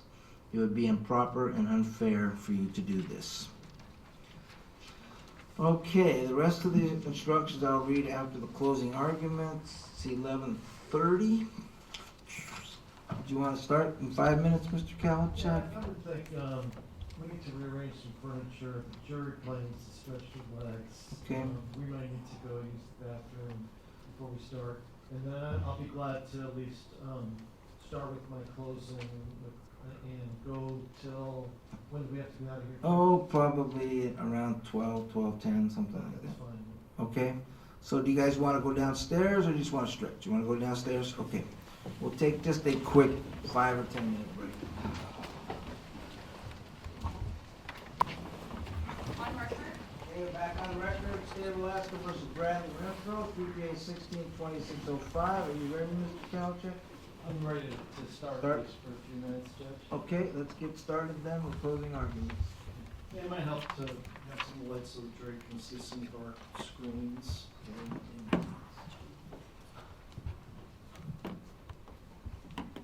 Good morning. I think it was about a month ago when I was looking at you folks, kind of giving you the opening statement or the roadmap of our case, giving you the initial impressions of our case. I know a lot has been done since then. I know that people are somewhat tired at this point. First of all, the first thing I want to do is just thank you for your attention. I mean, as a prosecutor, I know that jury duty is kind of luck of the draw. You can have a 2-day trial or a 1-day trial, or you can have a 6-week trial. And I knew that you guys drew the long trial in this one, but I appreciate your timeliness throughout your service and your attentiveness throughout this trial. And my intent here, I have about 20 minutes right now. So I just want to talk about some preliminary matters in my closing argument. Now, you all understand that the closing argument is going to be the state's position. Now that the evidence has been presented to you and we closed our cases, this is going to be our final take on the case. And during the course of this, you're going to see, I'm going to zoom out and I'm going to zoom in. So I'm going to cover some of the big picture stuff, like trials, burden of proof, witnesses, evidence, how a jury should view those things. And then obviously, I'm going to zoom in on some of the particular characteristics of this case. Now, we talked about fingerprints, we talked about how every fingerprint is different, talked about DNA, how everybody's DNA is different. It's the same thing with the trial. There are no two trials that are exactly alike. And you've heard we've had some other trials in this case, but it doesn't matter. There are no two trials in the world that are exactly alike. And can I do this closing in 20 minutes? Probably. You've probably seen it on TV, where a prosecutor may just come out there and give kind of an emotional closing argument and call it good. But realistically, in the real world, when you have a 6-week trial, it's probably not a prudent idea on the part of a prosecutor just to have a 20-minute closing argument. And my thought on that is that while I know that you've been sitting a lot and you just heard all the jury instructions, which obviously you have to look at when you deliberate, my thought on this is if you give me a bit more patience, same thing with the defense in this case, I'm going to do my best to explain our position and turn your attention to some of the evidence the state thinks is important for you to consider when you go in the jury room. And with that said, in this kind of situation when a prosecutor's giving a closing argument, you could have 50 different prosecutors prosecute this case, and every single one of them, no matter their sex or their experience level, they're going to give 50 different closing arguments. So there is no script. It's one of these things where I have to consider all the evidence that you've heard, put it together in this closing argument. And with that said, I want to tell you that I'm not going to be talking about everything. And this is because I know that you sat here during the exact same phases that I sat here. So I know you've seen this and heard the same thing I heard. So I'm just going to focus on some of the highlights and some of the things that the state feels is important. Some other big picture things. Now, proof beyond a reasonable doubt. We already explored that in jury selection, so I'm not going to talk about that a lot. But you folks know that that's the standard across the country. So every prosecutor deals with that standard, and it doesn't matter what kind of case it is. I told you in jury selection, I believe it could be a theft of a candy bar, or it could be a murder case, but it's the same standard. The prosecutor has to prove the elements beyond a reasonable doubt. Not beyond all doubt, not 100%, but beyond a reasonable doubt to the jury. Now, jury duty, where does the jury have the power? The jury has the power because you don't have specific instructions which give you examples of what kind of things are proof beyond a reasonable doubt and what are not. That is where the jury has the ultimate discretion to say, has the case been proven beyond a reasonable doubt? The other place, if you remember from jury selection, the other place the jury has the ultimate discretion is to determine what the truth is. In other words, you can say which witnesses you believe and which ones you don't believe at all. And that is up to you. It's not up to the lawyers. It's not up to the judge. It's not up to the legislature. It's up to you to determine which witnesses are credible, which witnesses testified truthfully, and which witnesses are not credible. That is the sole province of the jury, just as it is determining whether the case has been proven beyond a reasonable doubt. Now, the other big picture thing. We all know that trials are an inconvenience to people.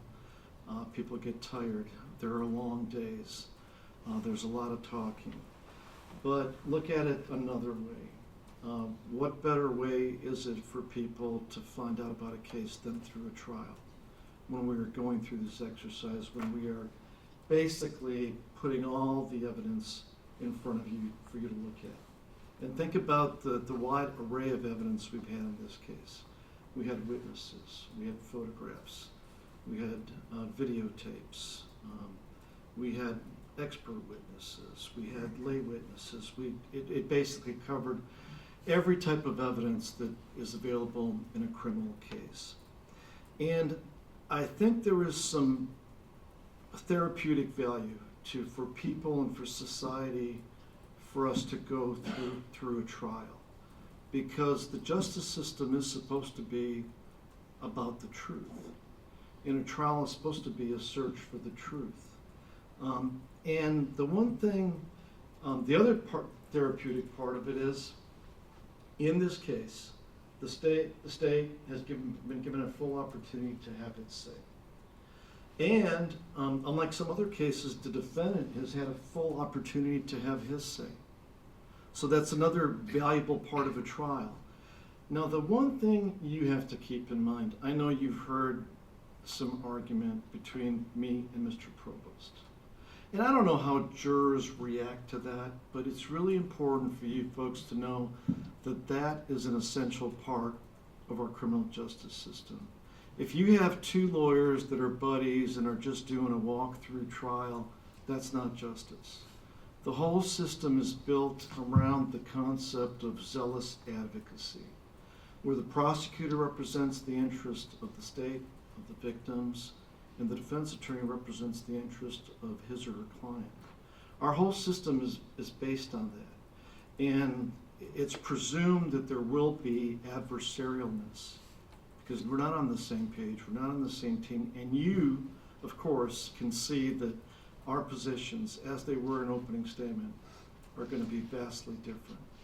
That my position and the defense position is going to be worlds apart at the end of this case. That's what it is.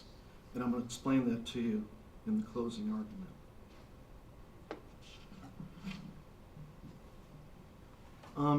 The one thing I want you to look at is Sunday, November 13th, 2016, and how that day changed tremendously.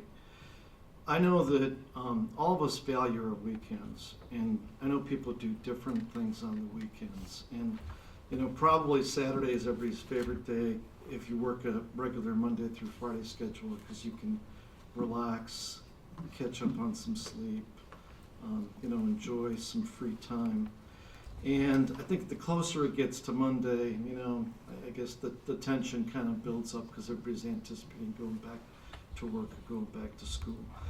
But also, for the most part, think about the early Sundays. It's usually opportunity to spend time at home with family, maybe have a relaxed breakfast, or maybe, just pop around in the stores or whatever you want to do. And that really is exactly what was happening with David, Victoria, Edie, and Ben on Sunday. What was it, a special occasion? There was no birthday, there was no trip anywhere, but it was one of those days that, it's as special as you make it. And, if you're with family, if you're with your girlfriend or with friends, it doesn't matter what you really do. If you make a burger at home, or if you go to the stores, if you go to the flea market, the point is that they were spending time together. And, this is part and parcel with every criminal case of this type, every murder case, oftentimes it just starts out like a normal, typical, routine day.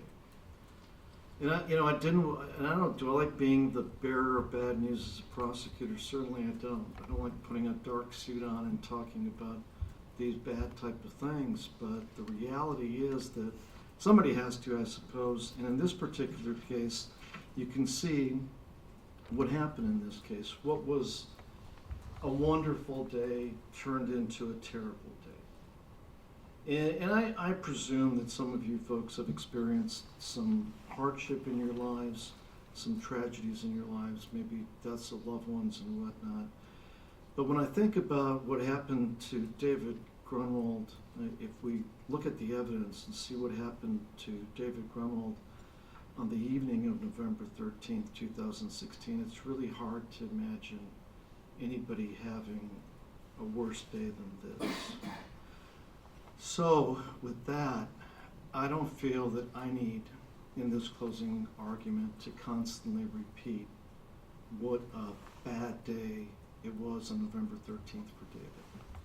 I don't need to constantly, every second sentence or third sentence, repeat what bad things happened to David Grunwald, because I think it's apparent to you from the photographs, from the testimony, from the specifically from the testimony of the medical examiner, from the testimony of Sergeant Wegson, who found David in the woods, frozen to the ground.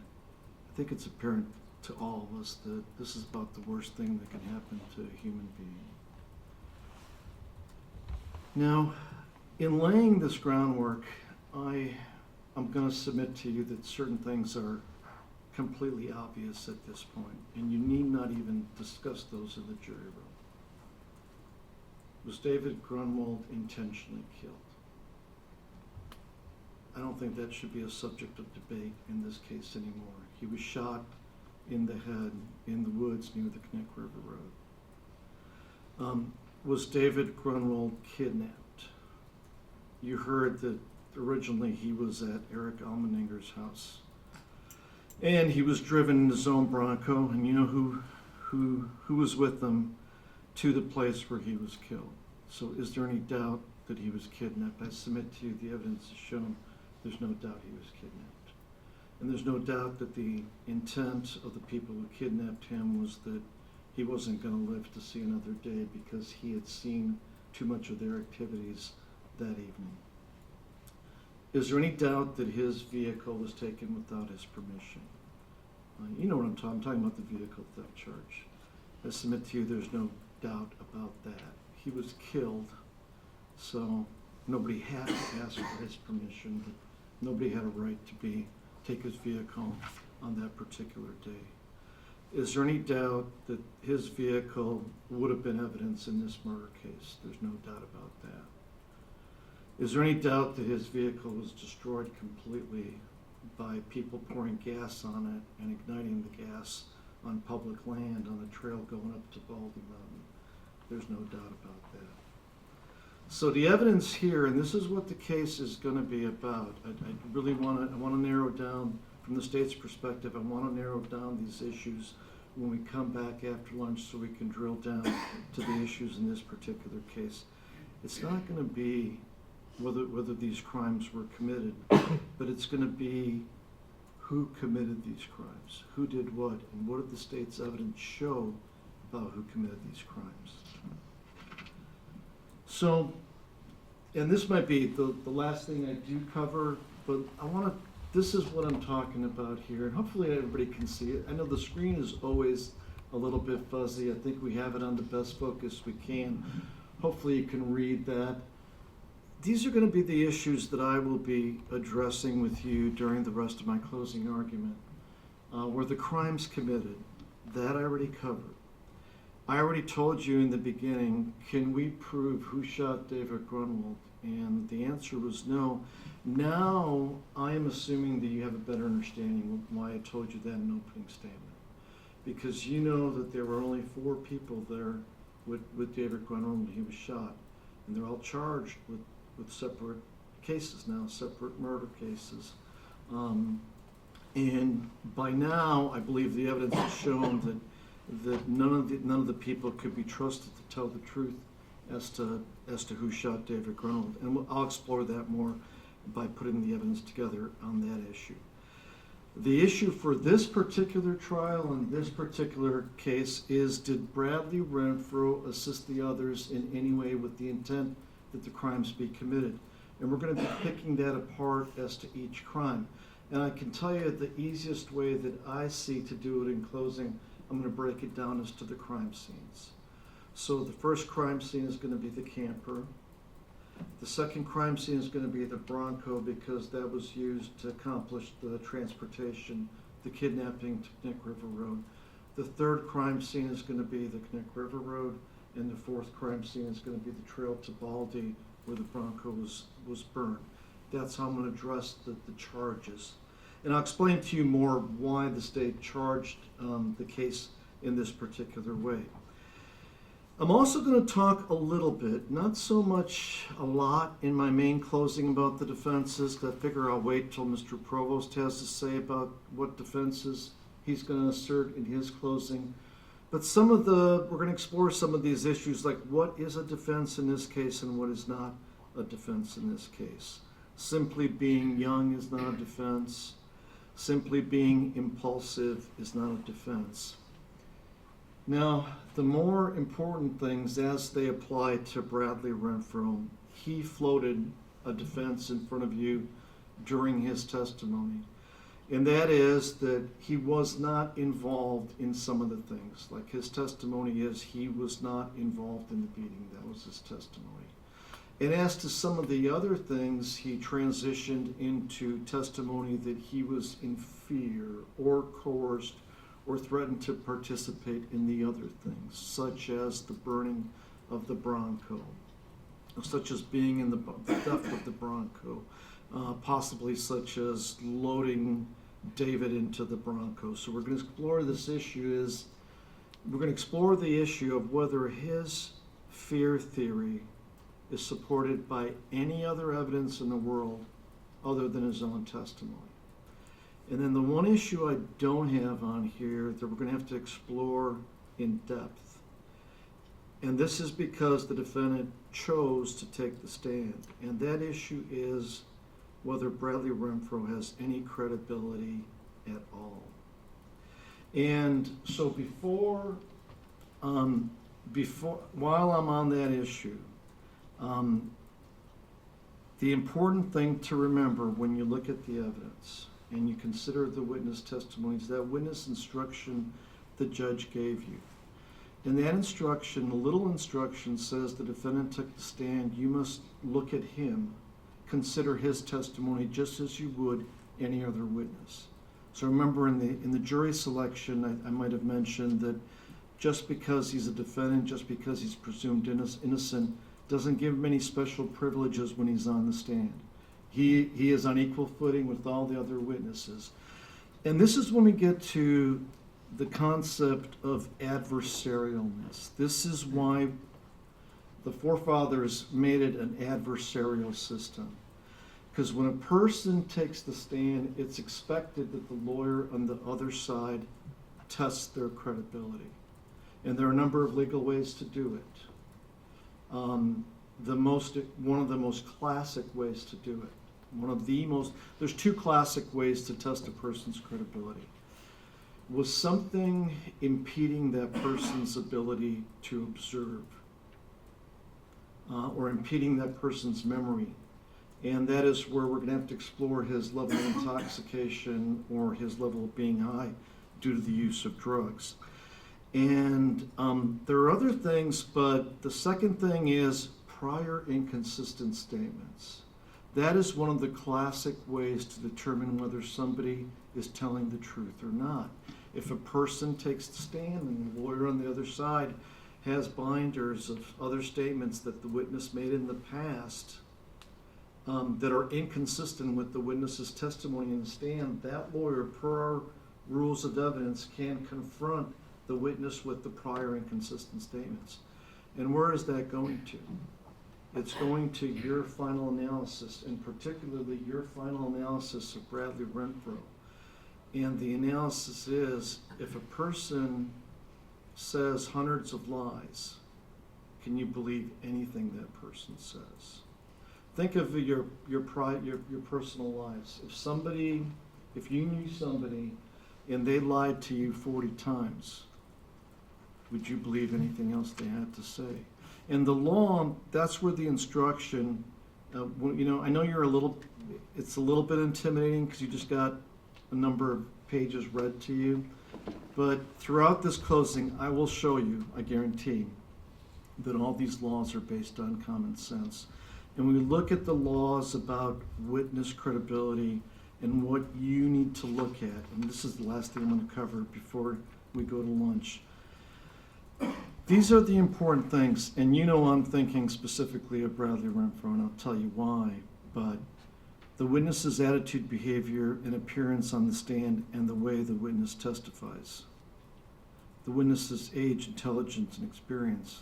The witness's opportunity and ability to see or hear the things the witness testifies about. That's where, whether the witness was high or intoxicated and how well they remember. The accuracy of the witness's testimony, that goes to the same issues.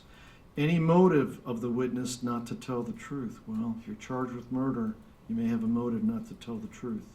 Any interest that the witness has in the outcome of the case. It's self-explanatory that people who are charged with murder have an interest in the outcome of the case. Any bias of the witness. Any opinion, reputation, evidence about the witness's truthfulness. That doesn't apply so much as to the witnesses in this case. Any prior convictions likewise does not apply. But here's the important one. Number 10 in the instruction. You're going to have this. I'm just reading off the one page the judge gave you, or will give you. The consistency of the witness's testimony and whether it is supported or contradicted by the evidence.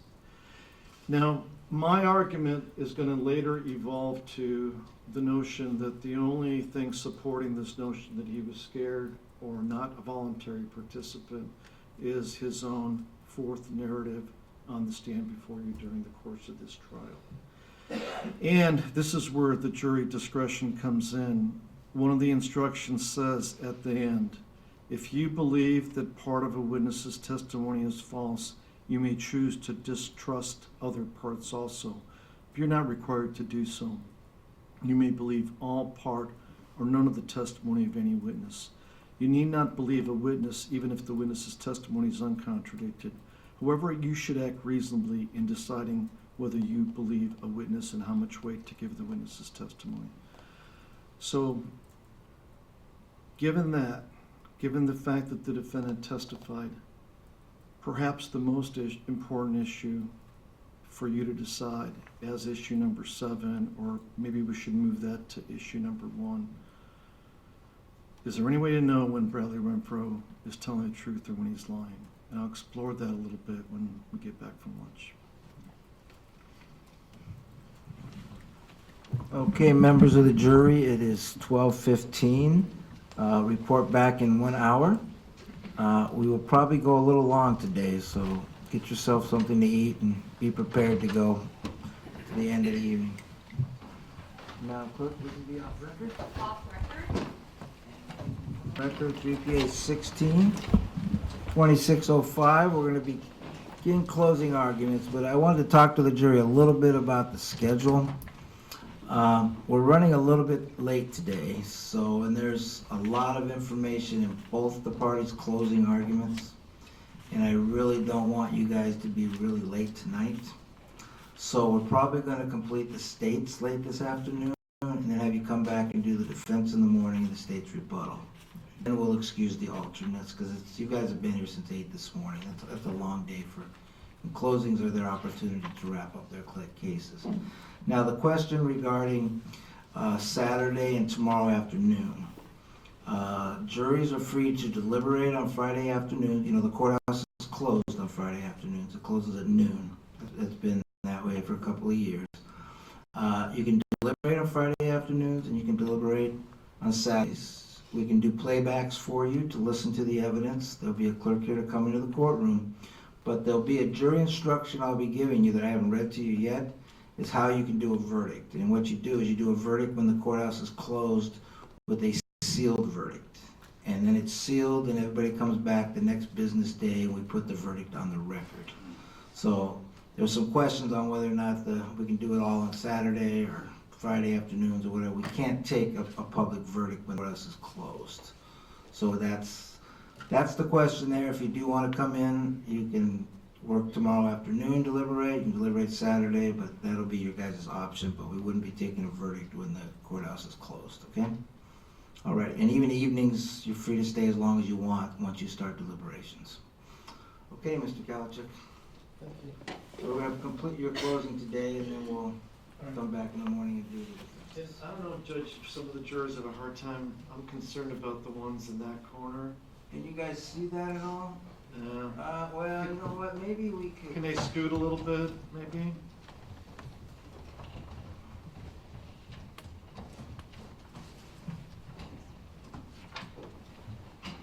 And does a little bit darker help with the screen? Is that good?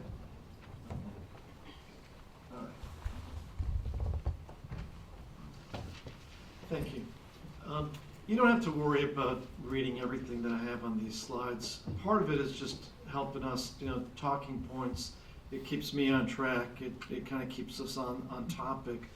And true, there's going to be some redundancy. That's why I'm not going to read all these things, because there's going to be some redundancies. But the way I look at it is that a lot of you folks have not been jurors before. You just got a bunch of these legal instructions thrown at you. So maybe hearing it once or twice is not necessarily a bad thing, and it might help you in the long run. Maybe it'll shorten deliberations, or maybe you won't have questions about certain things in your deliberations as far as the law.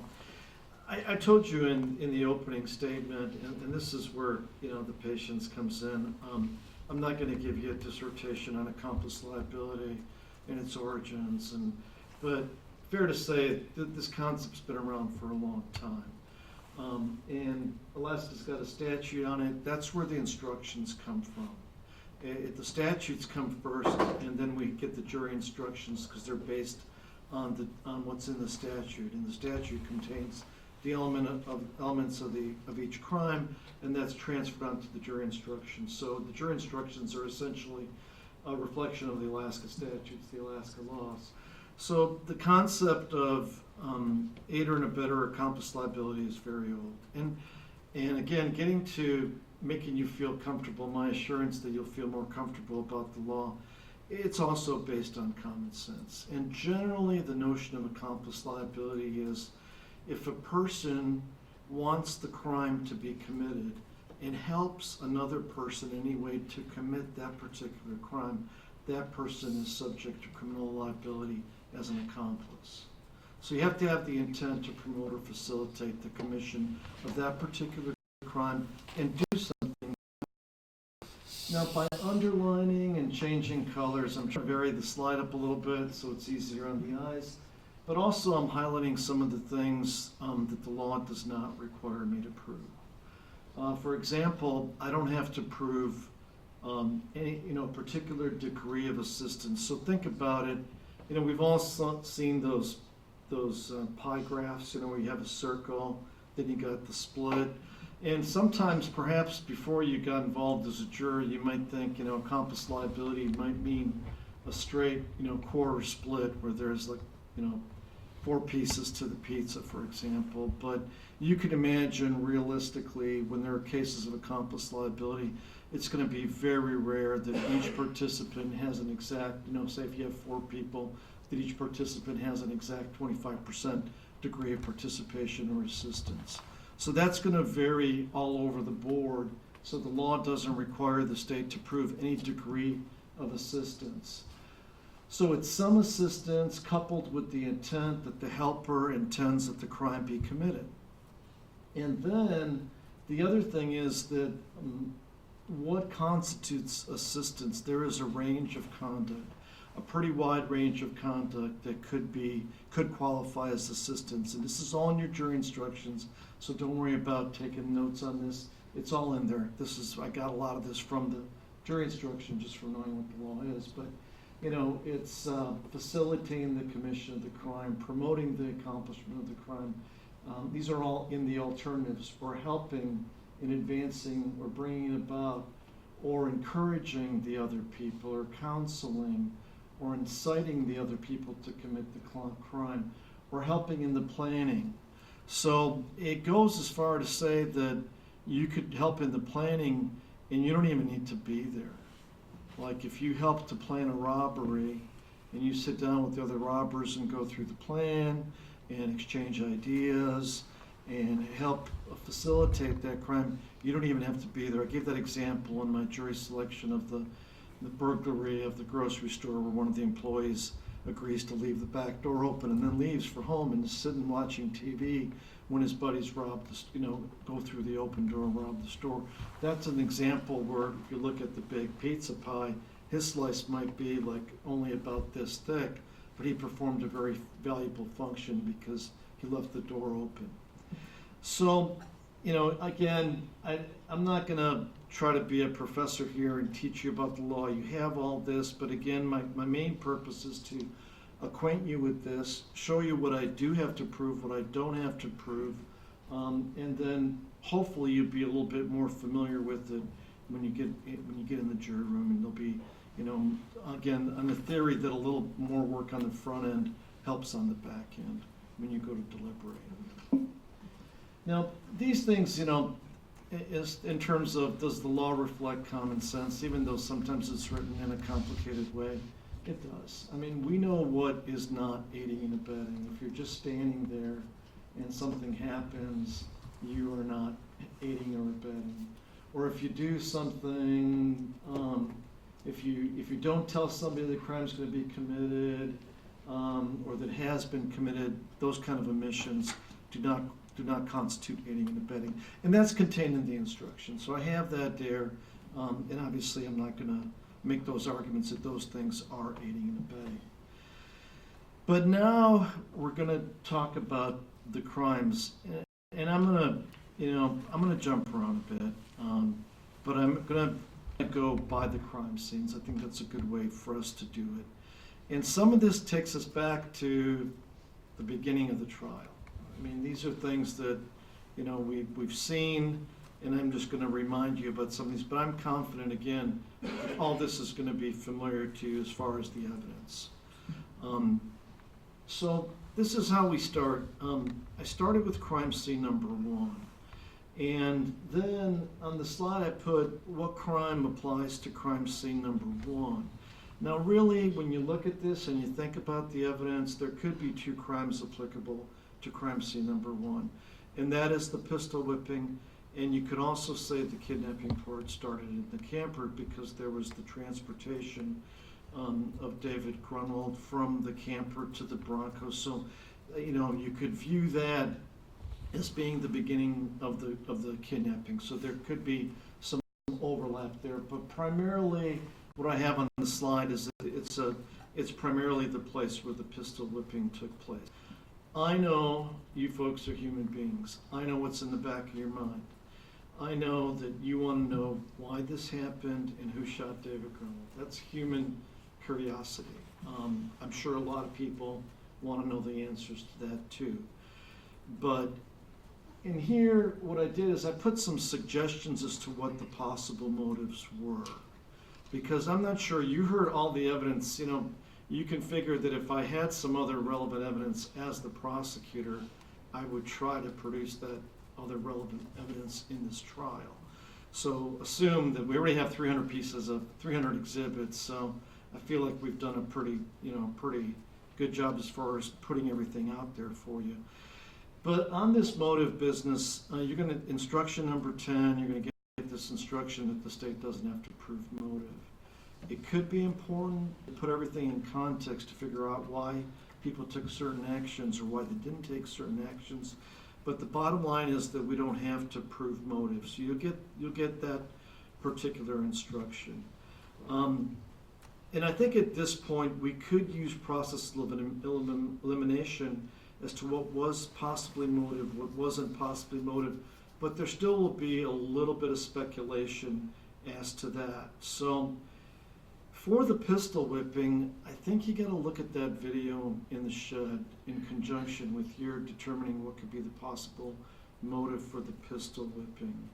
Now, despite the defendant not remembering it, we know Dominic Johnson is talking about doing harm to a human being. Even though it's a very short clip, that's pretty obvious. And coincidentally, and well, I shouldn't say coincidentally because we don't know, the defendant could not enlighten us at all about the video, even though he was there. He couldn't enlighten us on what happened before Dominic Johnson said those things, and he couldn't enlighten us as to what happened after. He couldn't give us any of that context, as he puts it, because he doesn't remember. But the question for the jury, is it a coincidence that 2 hours before David Grunwald, before this happens to David Grunwald, is it a sheer coincidence that Dominic Johnson, the person who asked for Eric Almendinger for the gun, we know from the text, is talking about hitting somebody on the head as hard as he can? Well, I submit to you there's a couple possibilities. Either he was talking about David Grunwald, or else he was just talking about doing this to some person. So those are the two possibilities, and we'll explore that a little bit later when we talk about the video. But there are, you know, there are other wheels in motion in this case. There are other things at play. Could it have been to the beating? Could it have been to establish, some street credibility on the part of any of the people involved, or to impress their friends? Or was it, had they been talking about all this gang stuff and doing all this gang stuff so much that it kind of bled over from just talking about it to doing something about it? Or was it just drugs and anger? Did David say something that they got ticked about and the anger kicked in combination with the drugs and alcohol, and this is what resulted? I told you in my opening we couldn't give you the answers to that specifically, nor are we required to, but these are just some things to talk about, for you to think about. And this brings us to the law, and you're going to get all these instructions. The judge just read it to you, so I'm not gonna belabor these, but obviously when you heard all those instructions, I know they sounded lengthy, but they're all the same. So for every count, the first set of instructions is how a person can commit it as the principal or as the main actor, and the second set is how a person can be convicted as the aider and abetter. And regardless of whether they're convicted as the principal or the main actor or the aider and abetter, it's the same conviction. It is a conviction for that crime, whether it be murder one or assault first degree or whatever. So the reason I got the counts out of order here, because I'm going by crime scenes and I'm going a bit chronologically, and that's why I bring your attention to assault in the first degree. And I'm going to focus more on the bottom, and that's the aider and abetter, because we don't have witnesses from that camper. Everybody is charged. David is deceased. So Renfro, the elements I have to prove that Renfro wanted this crime to happen. He intended to promote the completion of this crime. He acted recklessly with the intent the crime be committed, and he aided or abetted the other people in planning or committed the crime. And then I'm going to have the same language for each of those because it just reflects the definition of aided and abetted. He either helped or assisted. I'm not going to rate this with every slide, but just keep in mind the stuff in the red is all the ways a person could be an aider and abetter. Planning, counseling, inciting, encouraging, assisting, etc. Again, all the possibilities. Now, this falls into the category of the stuff that's not pleasant, and we know that. And I'm not going to keep these photos on for a long period of time during my closing, but I have to because this is the evidence in the case. You can't ignore it. So what do we get from the medical examiner's testimony as far as the injuries to David? Couple of things. Number one, he said there were a definite number of injuries to David's head, 7. But we also have 17 injuries to David's hands and arms. So that indicates, do we know whether all the injuries to David's head were from the .40 caliber Ruger? No, you can't. The medical examiner nor anybody else can tell us that. Do we know whether some of them were from the Springfield? No. Or some other object in the camper? Nobody's going to be able to tell us that. Do we know that all the injuries on the hands are from the firearms? Nobody could tell us that. Or was somebody hitting? Was somebody else hitting? Or was somebody kicking? All we know from this evidence is that there are 24 injuries. Some of them are defensive injuries. And I think the doctor merely said that the defensive ones are the ones that block the blows from reaching the scalp. Because we know the ones on the scalp are not defensive, right? Those are the ones that connected and caused injury. But the doctor said the ones on the hands are indicative of somebody trying to protect their face and their head. So this is much we know, and we know that we've heard even testimony from the defendant that David Grunwald was basically ambushed and attacked.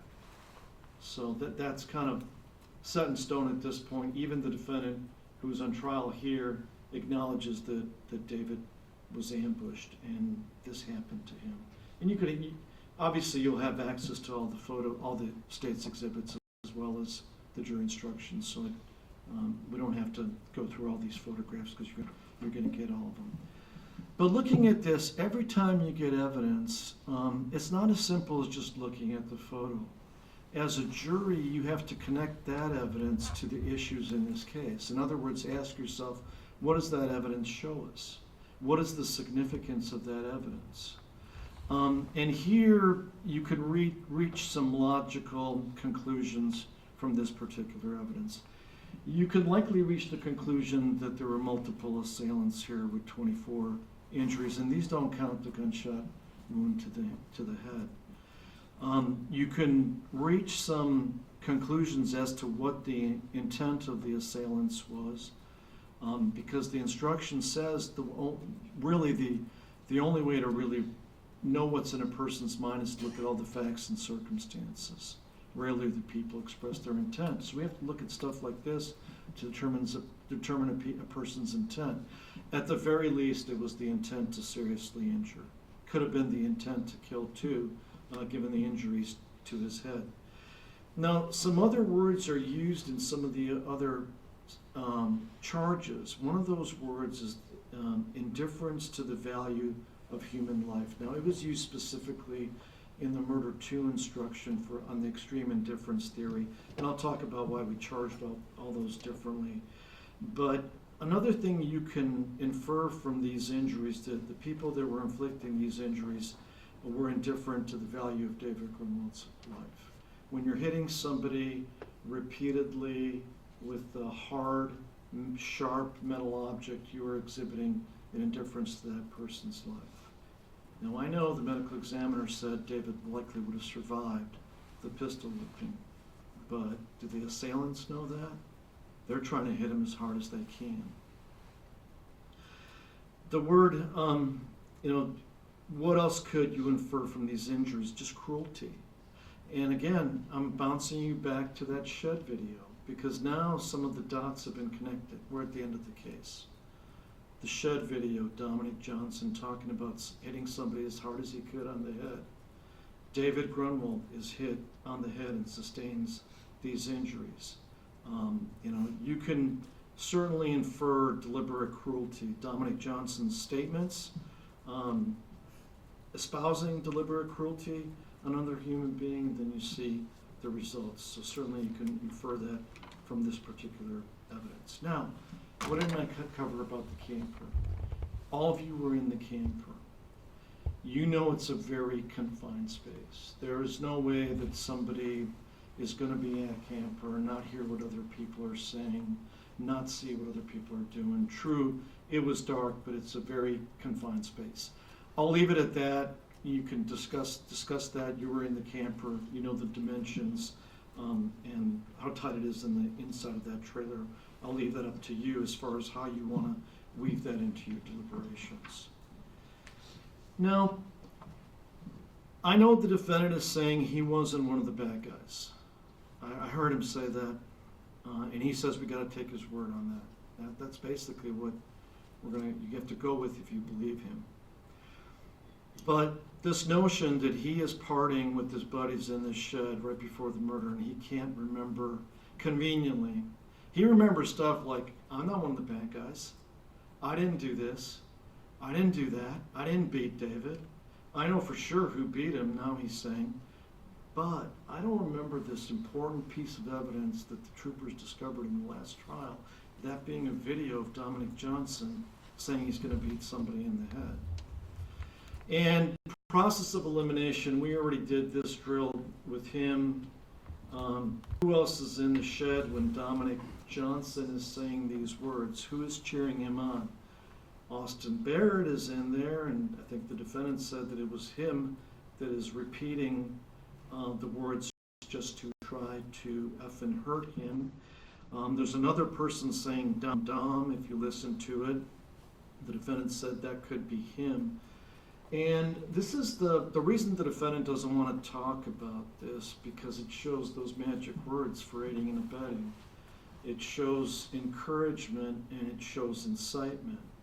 Now, I submit to you, ladies and gentlemen, this is part and parcel of this case. Context, as the defendant puts it. He seems to be, when I was asking him questions, he seemed to be really focused on context.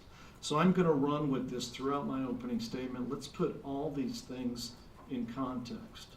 Because we're not talking about different events here. We're talking about the same people. True, a location that's a few miles away, but within a few hours of the murder. So what are they doing? They're drugging. And this is more than just marijuana. And I told you, this case is not about marijuana. But they're using as much THC as they can through dabs, and they're getting in the mood. They're getting pumped up surrounding Dominic Johnson and him saying that he's going to mess somebody up. So when you look at the defendant's credibility, it is a real big problem that he does not acknowledge remembering what happened in that shed, especially during this part. This is not just normal party activity. This is a very unusual statement with other males chiming in. The other males being this defendant and Austin Barrett. There wasn't anybody else there. Al Meninger was still at home. So when you assess his credibility, and this, again, we're linking everything up, his credibility as to, I'm the good guy. I didn't know what happened in the shed. I didn't hear any of this. You know, you got to think, does he have a stake in this, and does he have selective memory? Does he remember certain things but not others that hurt his cause in this particular case? I submit to you this is exactly that kind of piece of evidence that hurts his cause, and that's why he's having a selective memory on him when he takes the stand. In his fourth story, that is. Now, the weapons, this is pretty obvious. I'm not going to belabor this too much, but we know these weapons switched hands. I mean, these weapons are switching hands like Legos. You know, the defendant admits that he handled the Kruger. The defendant admits having knowledge that Austin Barrett had the XDM, even though he lied in the interviews about not knowing what kind of gun this is.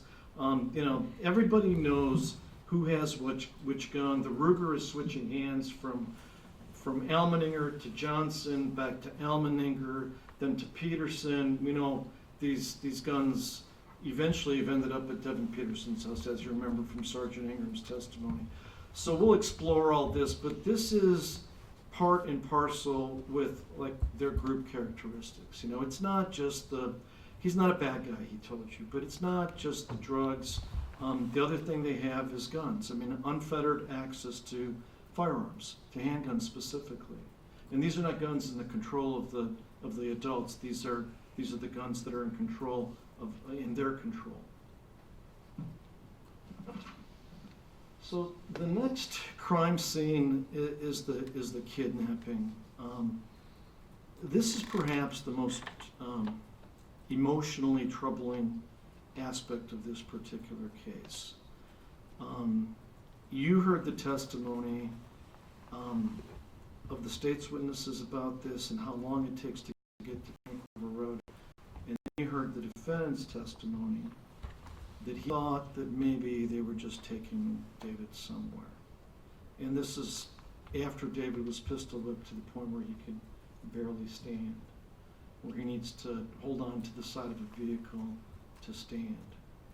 Now, I submit to you that based on the evidence we presented to you, ladies and gentlemen, that there was no doubt in anybody's mind when they decided to bail out of Allmendinger's camper and into that Bronco, there was no doubt in anybody's mind what was going to happen.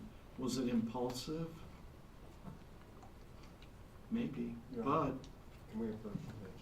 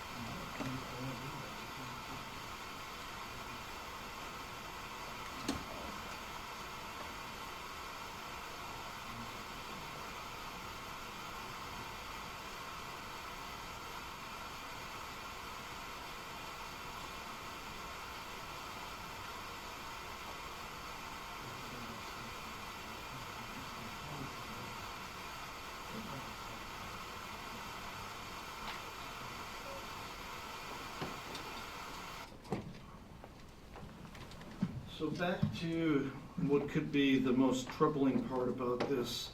The evidence I submit to you, ladies and gentlemen, has shown there was no other motive for this. Here, the motive is pretty obvious, that the only motive was to get rid of David Grunwald.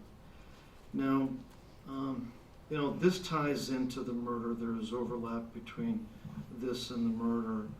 And that is, the motive for the murder. I think it's become a bit clearer now after this trial and after the evidence, and that is that they were trying to get rid of the witness so nobody got in trouble.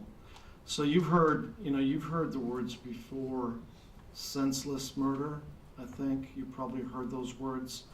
And this falls into that category because had they not taken it any further, according to the medical examiner, David Grunwald would have survived. Now, would the others, some of the others or all of the others got in trouble? Most definitely. But would they be in the kind of trouble they are in today? No. But they are charged with the offenses they are charged with today because they took it further.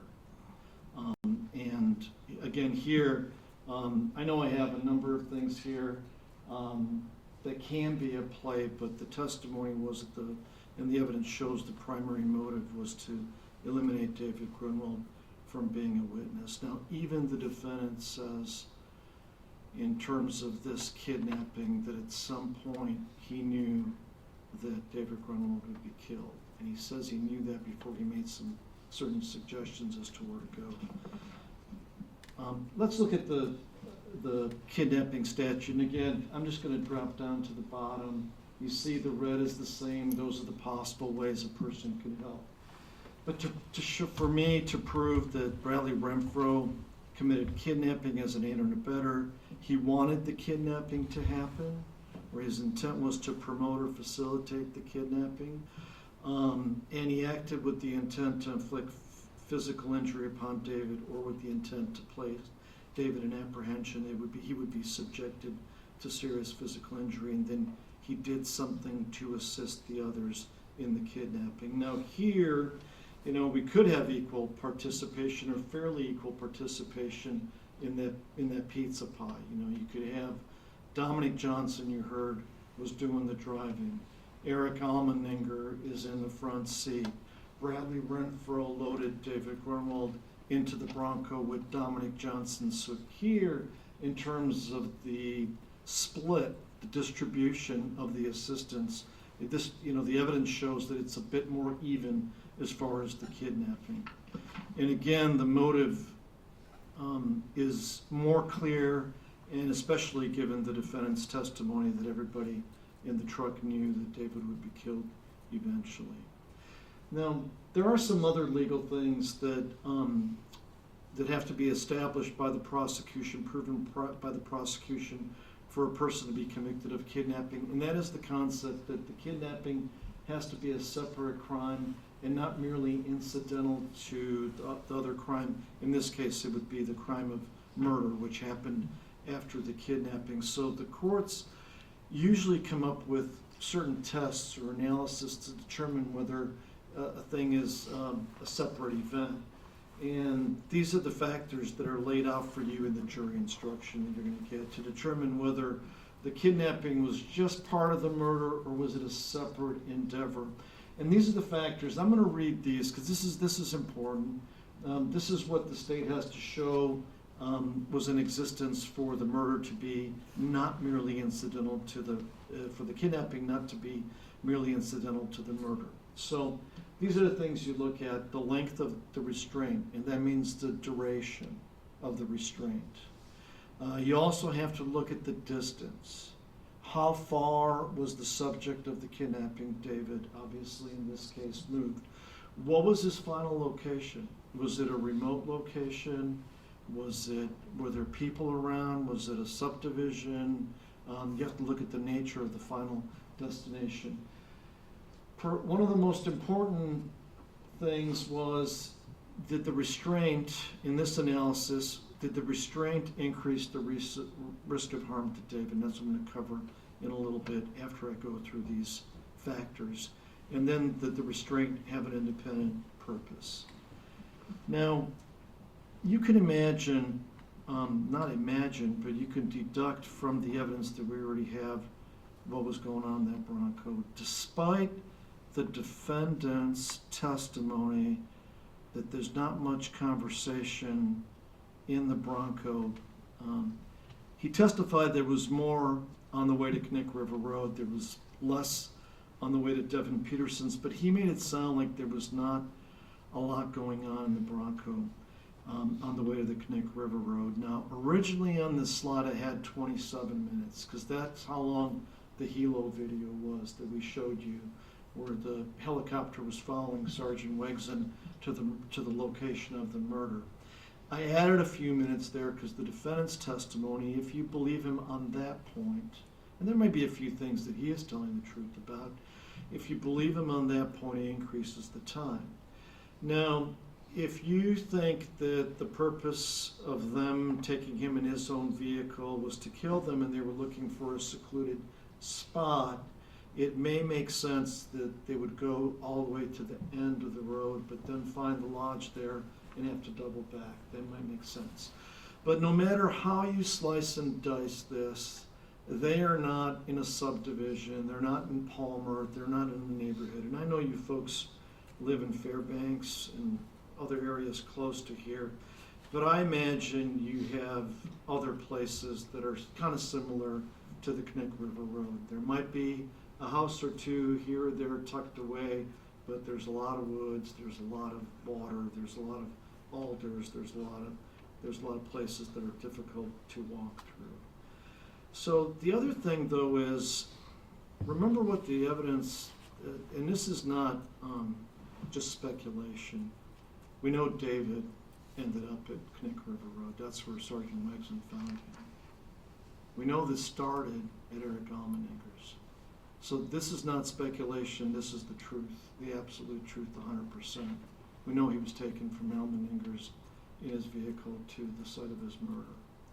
So essentially he was being transported to his execution.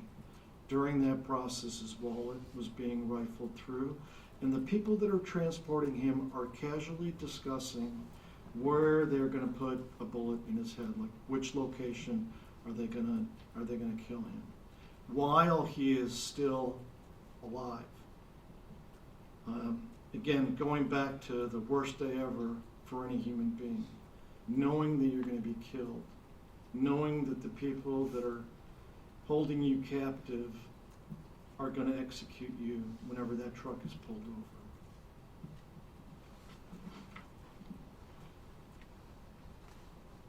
Let's look and see what this defendant said on December 6, 2016.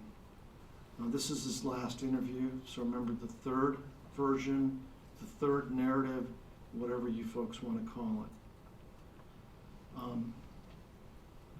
And Eric and Dominic, they were discussing where we should all go to shoot. And this is not obviously the whole transcript, but I picked out words for purposes of this PowerPoint, so I'm acknowledging that. To shoot him, to kill him, establishes the defendant's knowledge. Question posed, you all load David into the truck, into the Bronco. Yes. Answer by Renfro, it was mostly me and Dominic. That is assistance under the Aider and Abettor statute. Renfro suggested going to the Coal Hills. That is advising or counseling people as far as the crime, not only the kidnapping, but the murder also. Now, I know he testified that he thought that somehow he was helping David. I'm going to leave that up to you folks to figure that out, whether that was true or not. Is he really saying, let's drive north of Sutton, then up the Jonesville Mine Road to a location where people sometimes party that's surrounded by woods and mountains, because that's going to be good for David? You can figure that one out, I'm sure. And then I said we should do it at Jim's Creek, counseling as to the crime of kidnapping and murdering. Let's drive further. Let's go to another location.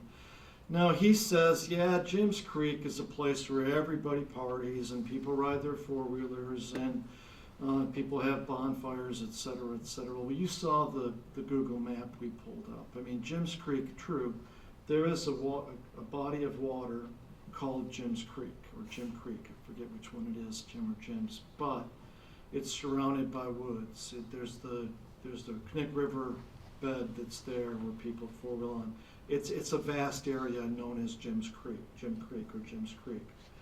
So, in this he said, was in his testimony, so I know I'm bouncing around a little bit, in his testimony he said this is after he knew that the bad guys were going to kill David, he suggested James Creek. So is this going back to the legal analysis, does this increase the harm to David, decrease the harm to David? He's not suggesting a Fred Meyer parking lot, McDonald's.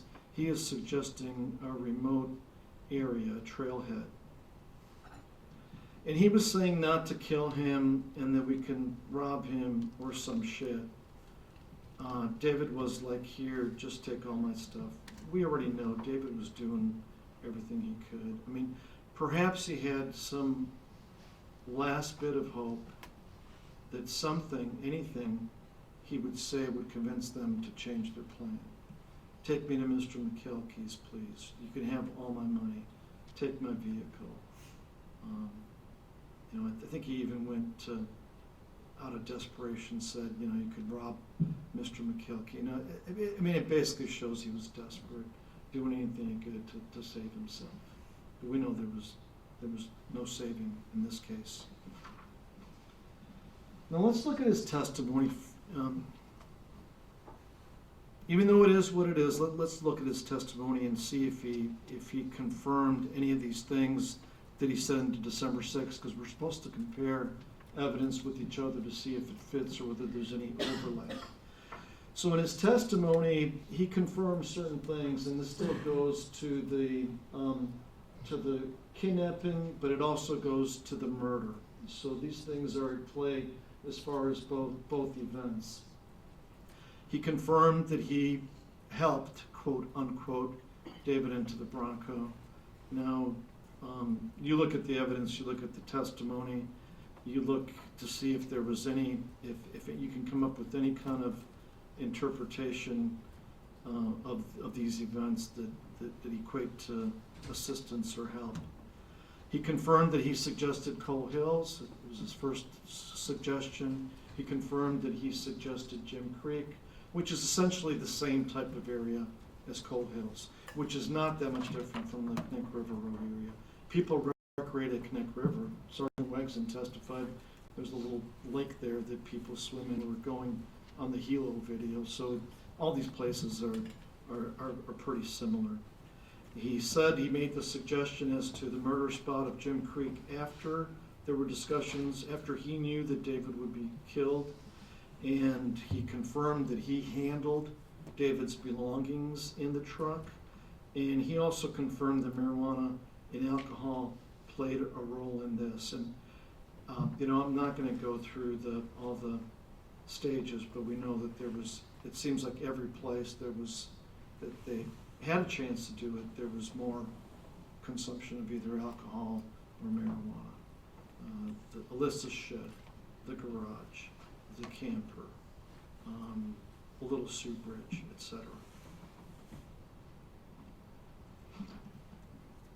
Now, in this particular case, based on the evidence, you could easily conclude that the kidnapping most indeed increased the harm to David Grunwald. He was taken to a place that was totally dark, without any people, and it sure made it a lot easier for him to be murdered without any witnesses to see it. And they accomplished that. You can tell from our trial. I didn't have any independent witnesses to call about the murder. The only witnesses are Bradley Renfro and his friends, Eric Almendinger, Austin Barrett, and Dominic Johnson. There are some other things you can infer from the evidence regarding this kidnapping. Just, was it intentional mental torture, or did it just come out that way? Did the torture result just from them discussing the murder right in front of David? No matter how you slice it, whether it was the intentional infliction of that kind of emotional distress on David or not, that was the end result, because they were talking about him being killed in his presence during that whole ride. And then, of course, we all know from the evidence that there was no mercy shown. Despite the pleas for mercy, there was absolutely no mercy shown to David Grunwald on that particular day. Now, the end imagine what was going through David's mind at this point when somebody there says it's time to get out and go for the walk. He knows the end is near. He knows that his pleas fell on deaf ears. And then there was an acknowledgement as far as the statement by the defendant that he was freaking out in the back of the truck as expected. The woods, basically a death march, 4 against 1, and the one is beaten up significantly, and he can barely walk.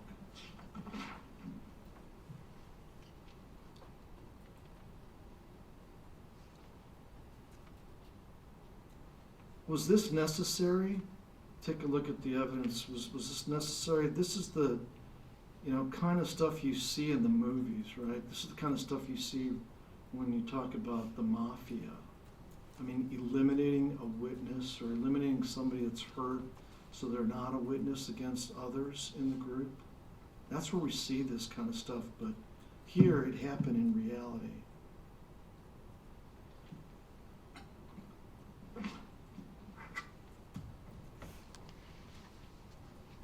I think you know exactly what our theory is here.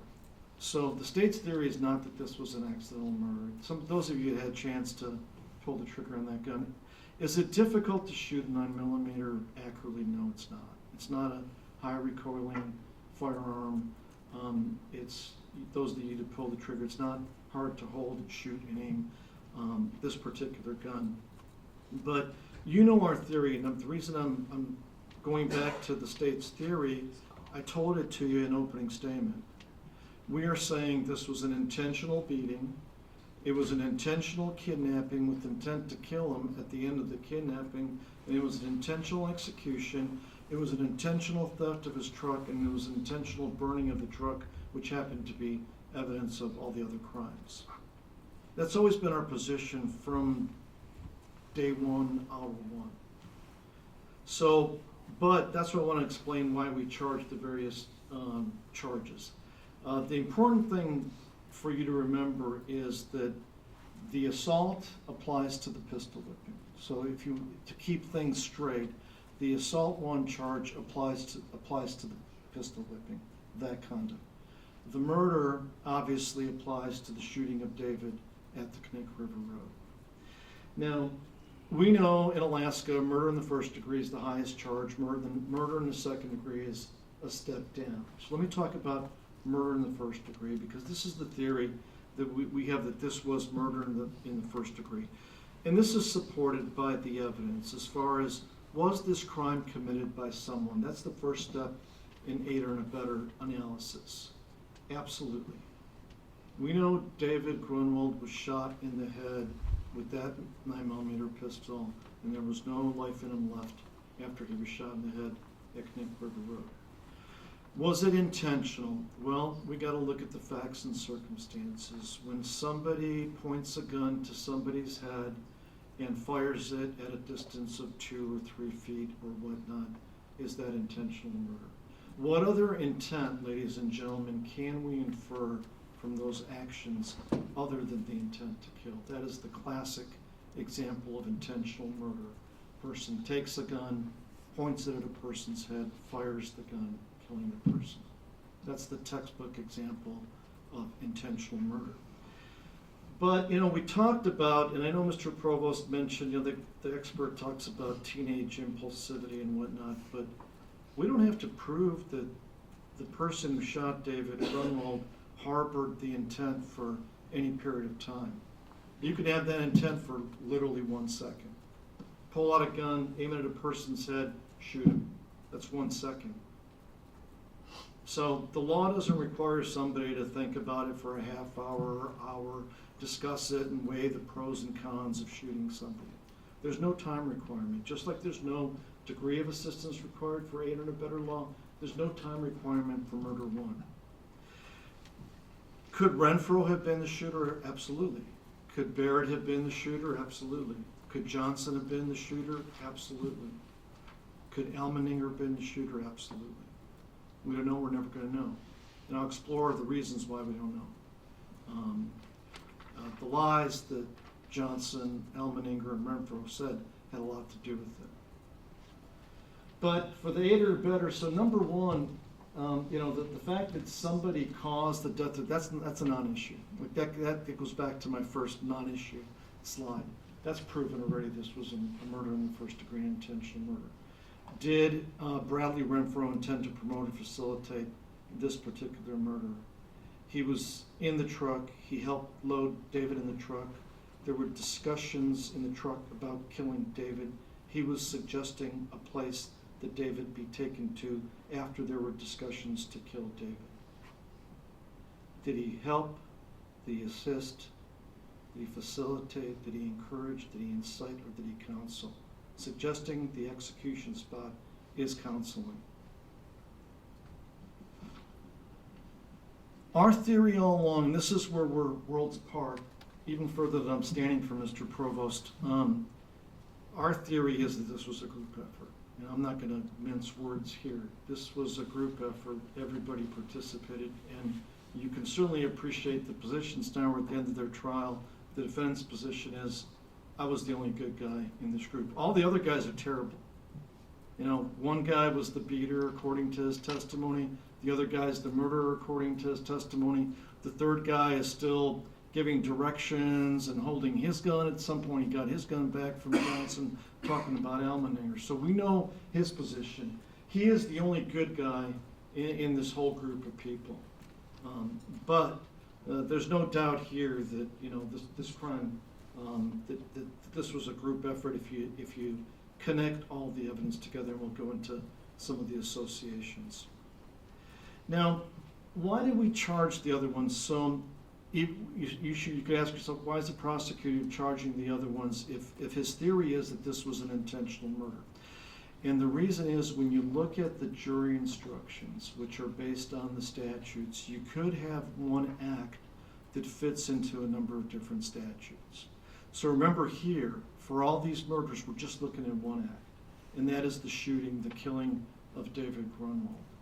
But if you look at that one act, which is the act of a person taking the Springfield 9mm pistol and shooting David in the head, causing his death, that could be murder one, but it also could be it could satisfy the elements of a number of different degrees of murder two. Sometimes the prosecution charges other ones because there might be an argument that, well, it was an accident, it was reckless, it wasn't intentional.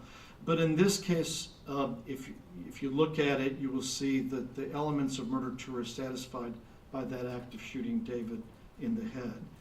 And you'll see, as far as, let's look at the elements. So the elements of murder two is a person intends to cause serious physical injury and then actually causes the serious physical injury, or knows that the conduct was substantially certain to cause death or serious physical injury, and then causes the death of the individual. So here, same thing. A person takes a loaded gun, points it at a person's head, shoots the victim dies. You can infer the intent to cause serious physical injury. Now, the more apparent intent is the intent to kill, if you shoot somebody in the head. But how are you trying to kill that person? You're trying to cause serious physical injury to that person by a bullet. And that's why it also fits here. But the way this works in the real world is, if a jury if say you have a case where there is murder one, a couple of different forms of murder two, and the jury finds the defendant guilty of everything, the murder twos merge into the murder one. So it ends up only being one sentence for the murder. They don't stack because of the alternate theories. They're called alternative theories. So that's that, and that's why the facts of this case also fit the category of this type of murder in the second degree as charged in count 3. Now then, when we go into count 4, and we'll get through this legal stuff eventually. Bear with me on this. But you'll see count 4 is a different way to prove murder in the second degree. So again, we're on that second rung of murder. And this is known as the extreme indifference theory. Now here, to prove this, it doesn't necessarily have to be a killing where somebody's shot in the head. It could be caused by different ways. One example that's been given in the past is like, you see a tent, you don't know whether somebody's sleeping in the tent, you take your rifle and shoot into the tent, and somebody was sleeping in their sleeping bag and you kill them. That could be categorized as extreme indifference to the value of human life because you didn't know for sure whether somebody was sleeping in their tent, and you shot in the tent, there happened to be a person sleeping in the tent, you were extremely indifferent to the value of human life by engaging in that conduct. So the theory on this is the same conduct, taking the 9mm pistol, shooting David Grunwald in the head, also fits the definition of conduct with extreme indifference to the value of human life. Again, it's more indicative of intentional murder when somebody points a gun at a person's head and discharges it, but certainly it also qualifies as being extremely indifferent to the value of human life. Now the next one, and I'm still on crime scene number 2, which is the Knick River Road, and this is the last one we have to consider. This is a different animal. And this is similar to accomplice liability, but it's different than accomplice liability because it's got a component of accomplice liability built into the statute. And this is the felony murder rule, the felony murder law. And it's also a form of murder in the second degree. So all these murder in the second degrees, imagine, are on the same step as far as how, the seriousness of the offenses. This is just another way that the statute provides that a person can commit murder in the second degree and a person can be prosecuted for murder in the second degree. So it's basically if a person commits a crime which is listed in the statute, in this case it would be kidnapping. And I already told you the evidence shows that all supports the notion that all of them were involved as a group in the kidnapping. If the person helps in a kidnapping by being an aider and abetter, in other words, the person does any of those possible things, helps, plans, facilitates, encourages, incites a kidnapping, and then during the course of the kidnapping, somebody gets killed. That meaning not one of the kidnappers, but an innocent gets killed. Then everybody who is willingly involved in the kidnapping is on the hook for murder in the second degree. So you can see some of the overlap with accomplice liability, but this is different. The accomplice liability is encompassed in the first element. We have to show that Bradley Renfro was an accomplice. He was an assister, an aider and abetter in the kidnapping with knowledge of the kidnapping, with the intent that the kidnapping be committed. And then during the course of that kidnapping, David Grunwald was killed. So another way that the facts could support this particular charge. So now you can see that's the reason why these things were charged, because when you look at the facts, they fit these particular elements. Now again, when we look at that number 1, Bradley Renfro committed the crime of kidnapping as a principal or accomplice. Again, remember the pizza pie. He doesn't have to be a quarter of the pie. He can be, an eighth of the pie, as long as he has the intent for the crime to be committed and he does something to assist the others in committing that crime. And again, how do you really parcel out who is the main actor in the kidnapping and who are the aiders and abettors? Sometimes you really can't parcel out, though the law wants us, technically it refers to the principal as being the main actor and then the aiders and abettors. But you could have a situation, depending on the crime, where everybody is fairly equally a participant. And this is an example. If you look at the evidence for the kidnapping, this is an example of the fairly equal participation. Johnson is driving, Almenninger is giving directions, Renfro is giving suggestions as to where they go with David. Renfro ends up with David's belongings. Austin Barrett has the gun, etc., etc., etc. All right, so again, you're going to have all the instructions. I'm not going to do any more law stuff for the most part. I'm going to talk mostly about the evidence and piecing the evidence together in the rest of this closing argument. So the legal lecture pretty much is over at this point, as I'll call it. But I don't intend on listing out the elements for these other offenses. These are easier, more straightforward. You're going to have the jury instructions, but this is what I call crime scene number 4, in terms of the way I decided to divide up this closing argument. And crime scene number 4 is the location where the Bronco was burned.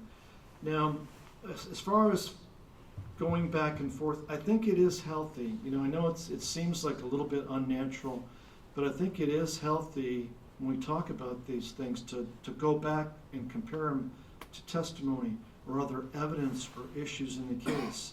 Because if you look at the evidence of the arson, you got to look and see if the evidence is supported by the elements. But it also gives you the context, as the defendant put it when I was cross-examining him. It also gives you more insight into the group dynamic. And this is as to the sub-issue, or one of the main issues, was the defendant a voluntary participant with his buddies in these criminal episodes. Now, when you look at these photos, you know, we're looking at people that are in their teens. I understand that. I told you in my opening, I'm not going to fight their ages.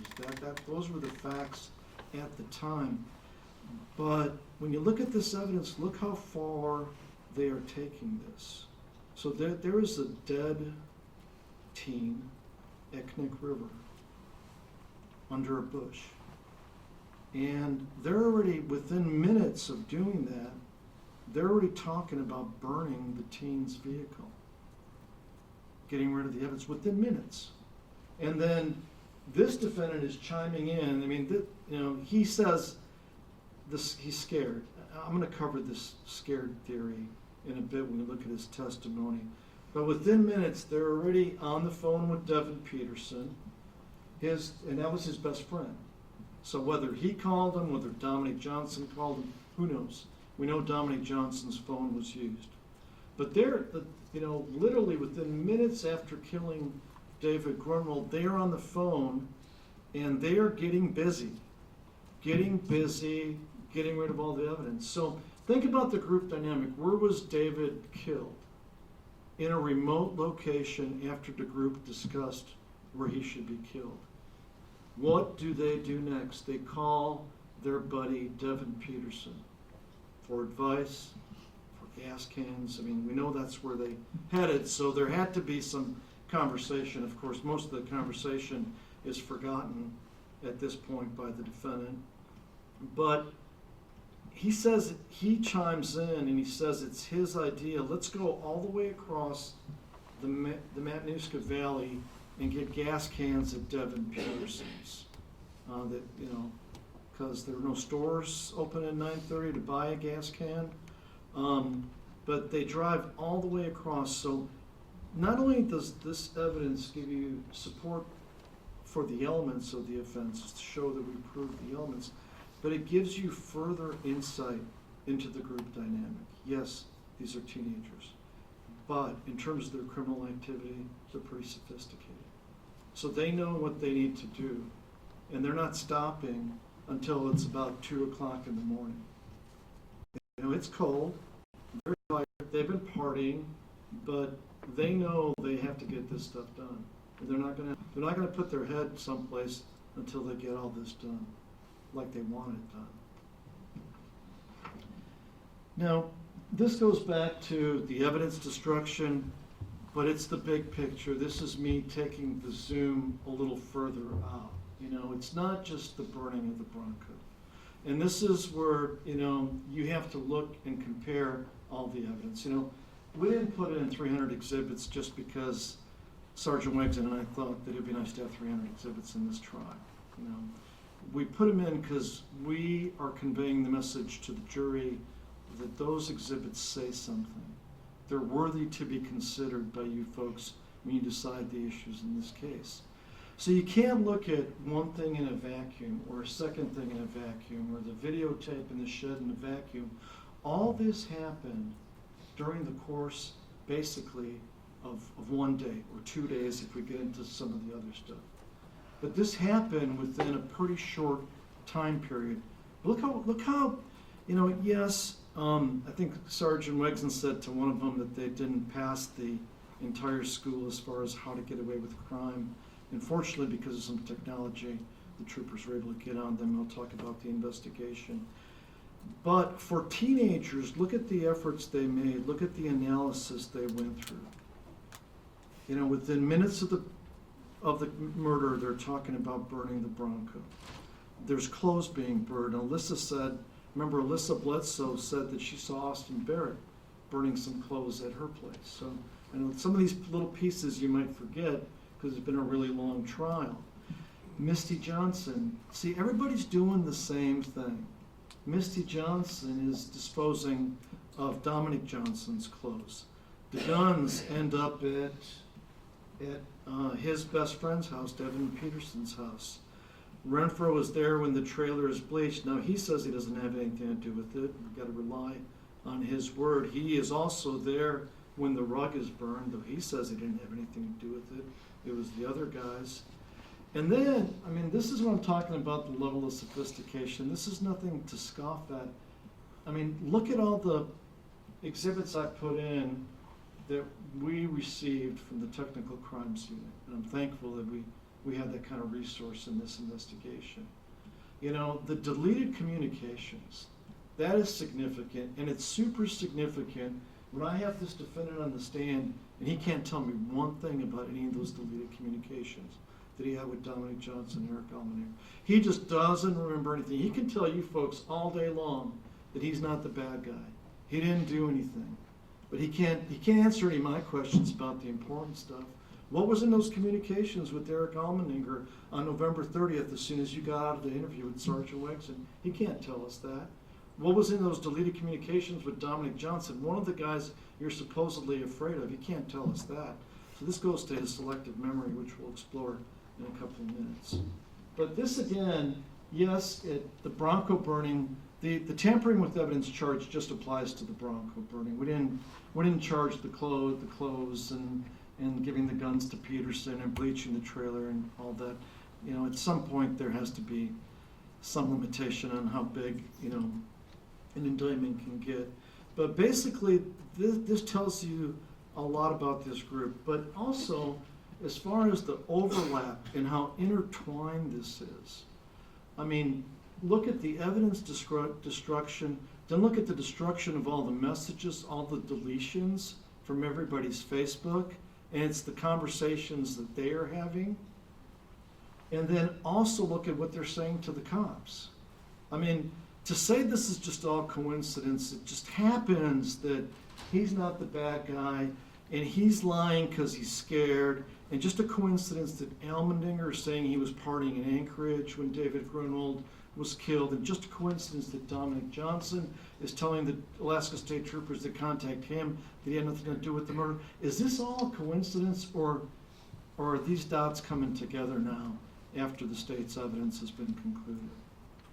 And this is where I urge you to when you look at it, you got to zoom out on occasion and connect these things, because it does paint a pretty significant picture. You got to put it, as the defendant said, into context. Now, how did the police break this case? It had nothing to do with what Renfro told them. What he told them on the 26th and the 30th, and when Johnson told them at the car store in Wasilla, had nothing to do with the progress the police made. They were already on to these guys. So, fortunately in this modern age, a lot of places have cameras, as you can see from this photo of Bradley Renfro casually strolling into the Holiday gas station to buy the gas to burn David Grunwald's Bronco. We have things like cab records. We have things like phone records. Somebody obviously had to call the cab. The police found out what number was used. They tied that number into Dominic Johnson. So you already heard, there's no coincidence they contacted Johnson because they wanted to confirm that he's the person associated with that phone number that called the cab, and also that they wanted his phone that he had in his possession at the car store. So that's not a coincidence. They have Renfro on film. It's not a coincidence that they contact Renfro. Almendinger is lying his butt off in the first interview with the troopers, and he's lying his butt off to his father about his whereabouts when David was killed. So it's no coincidence the troopers contacted Eric Almeninger. Now that was the easy part for the troopers, but I will say when you look at this case, and I told you in the beginning, if you zoom out, there's other purposes of trial. In every trial, we get to review the police work. You know, every trial is sort of a, microscopic inspection of the police work, of the lab work, the quality of the work. You know, and if it's shoddy, I'm sure the defense will bring that out to you, or they'll bring that out in cross-examination. But I submit to you in this case, the investigation was pretty top-rail in this case. It probably was because of the experience level of all the state troopers involved in this particular case and the cooperation amongst the investigators. But it was not due to any kind of cooperation through the lies of Bradley Renfro on the 26th, through the lies of Bradley Renfro that he was involved in this on the 30th, through the lies of Dominic Johnson that he wasn't involved in this murder, and through the lies of Eric Almeninger that he was drunk in Anchorage on that particular evening. It was because of the hard work of the troopers and the technology that some of the regular technology that we have nowadays. Now, the other thing, and thank you. One more thought before I leave the technology. What does a lot of our evidence consist of? It consists of self-documentation by the group of their group history, self-documentation of their characteristics, self-documentation what they did, what they liked to do, what they were fond of, who they associated with, how they associated. So you have all those photographs. You see what they're doing in the photographs. And if we're talking about compare and contrast the evidence, we had a number of adults, and I'm not going to spend a lot of time judging the adults in this particular case, but the adults we did call, they say they were all best buddies. They hung out all the time. This was the group. And do you doubt that? Look at the photographs. I mean, they're all hanging out, they're leisurely taking photos of each other, taking selfies, doing some of their gang stuff and whatnot. So a lot of this evidence was produced, ironically, by the people we charged in this particular case. And that's helpful. And because that's just the case nowadays where people have phones all the time, I mean, that's going to be happen on a more increasing level in a lot of cases that are handled. But I think we covered this, in his testimony. We have it on video. So what's he going to say? I wasn't at the Holiday gas station. He's inside the store. He's at the pumps with Dominic Johnson. Dominic Johnson's on the phone with Devin Peterson. So, on some of these things, when they're boxed in, they can't get out of there. So he did confirm that he took actions to burn the Bronco, including getting the gas, pouring the gas, and from his testimony, he said he lit the Bronco on fire. So that brings us to what is perhaps the most important issue in the trial. Was Bradley Renfro a voluntary participant in these crimes?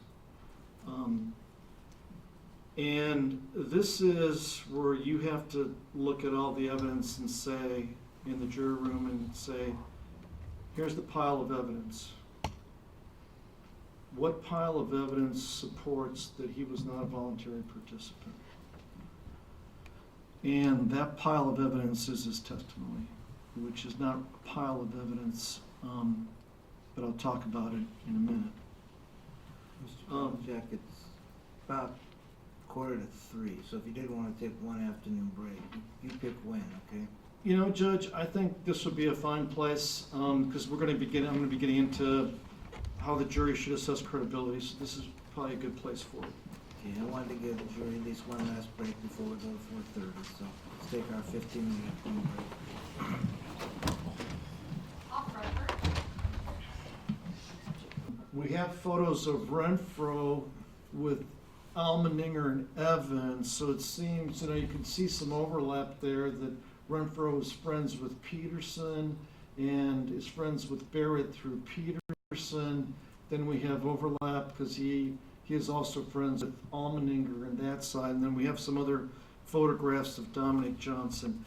I understand that there could be an argument made that, well, this is before the murder. This is before he says he was scared. I understand that. This is context. These are the photographs. I didn't take these. Sergeant Wiggs didn't take these. The groups. They're documenting their history, is what they're doing here. Then we have those things that are the photos during, okay, like the 13th and the 14th, and you can't. That's the shed video of Dominic Johnson. I'm not going to play it in this PowerPoint presentation. You've already seen it. These are relevant because the one with Dominic Johnson is a few hours before the murder. The one of Bradley Renfro, the video clip of him coming into the Holiday, and you've seen it from different angles, is relevant because it was a few hours after the murder. And then, the other video, the one where Bradley Renfro is wrestling around with Eric Almendinger, or helping him, however you want to describe it, we did not admit that for its comedic value or content. We admitted it because the defendant raised this issue that he was scared.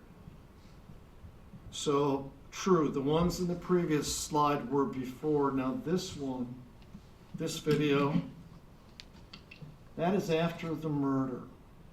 That is in the shed after they are partying, and those are the legs of Eric Almendinger, who peed his pants because he got so drunk that he couldn't control himself. Bradley Renfro was trying to help him. Keep in mind, this is when you gotta assess his credibility. Can't be soft on any witness. Does this really, when you look at this video, ask yourself, does this video right there support the notion that Bradley Renfro is scared of Eric Almendinger? It does not. He also testified that he's scared of Dominic Johnson. Dominic Johnson is his voice is in that video too, hanging out, partying. Does this video show that he was scared of Dominic Johnson? It shows that he was absolutely not scared of Dominic Johnson. Now, if you want to take the ultimate after photograph, November 18th, 5 days after the murder, keep in mind this defendant wants you to believe, based on his testimony, that he was in fear during these events of the other bad guys. The other bad guys being Almendinger, Johnson, and Barrett. Here is history documented by themselves, where he is with one of the other bad guys, Dominic Johnson, front center, and the guy that betrayed him, Devin Peterson, in the back, per Brentford testimony. And what's he doing? Does this show he is afraid of bad guy Dominic Johnson? He is chilling with his friends, and he's flashing the C sign. He's doing the same exact stuff they did days before the murder. This is the kind of stuff you got to look at when you go in that jury room and decide whether this defendant's a liar or not.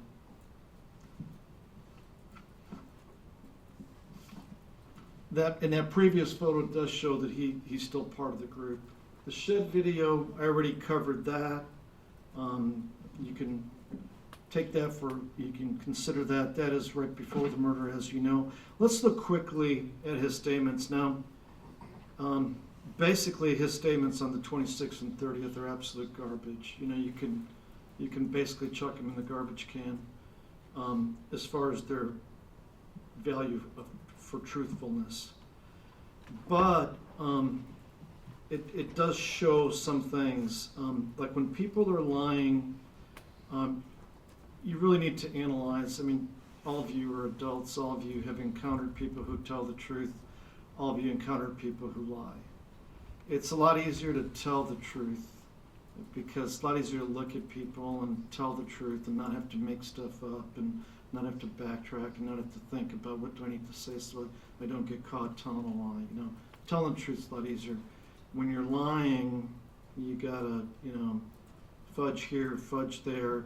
However, though, sometimes what you see in some of these interviews, that sometimes when people lie, they do make concessions, that there are bits and pieces of truth within the lies. But I'm not going to go through each of these things, because you already heard he denied having anything to do with David's kidnapping and murder on November 30th. That's the big fat lie. And when you assess his credibility, ladies and gentlemen, think of this. What other witness in these 5, whatever weeks of testimony was as bad as Bradley Renfro? Was there any other witness that was impeached or had to recollect that they told numerous big lies? Who was worse than Bradley Renfro on the stand out of all the people that testified here? That's going to be an easy decision for you when you get back in the room. But the other thing this shows is, and this goes to my cross-examination, if you remember, I said, if you lied, why did you have to say thid you didn't have to say? Like how he refers to David Grunwald, those are the things in yellow. Why do you have to say that? Was he angry that, he's being investigated for this? Basically, this is kind of consistent with his testimony, the lack of emotion, the lack of empathy, the lack of remorse. So his statements, and again, the presumption of innocence does not mean the presumption of truthfulness. You cannot be soft on him when you analyze whether he's a liar or not. He is a defendant in a murder case who chose. Nobody forced him. This is different than his test. Nobody forced him to take the stand. He elected to take the stand. And you can't be soft on him. He has a stake in the outcome, and you have to put him to those tests that the jury instruction says you have to put him to. Look at how he testified. Look at his actions. Ask yourself, how many times did he say to my questions on important issues, I don't remember, I don't recall, I don't remember, I don't recall? How much time was spent during the defense direct explaining all of his lies?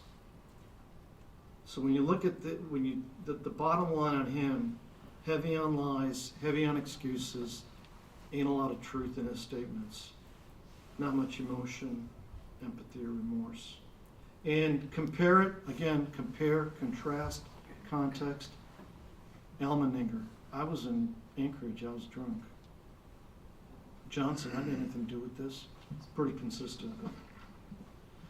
Now, December 6th, his statements, if we talk about who are the best witnesses, who are the truth tellers, and who are the liars, let's look at this December 6th statement.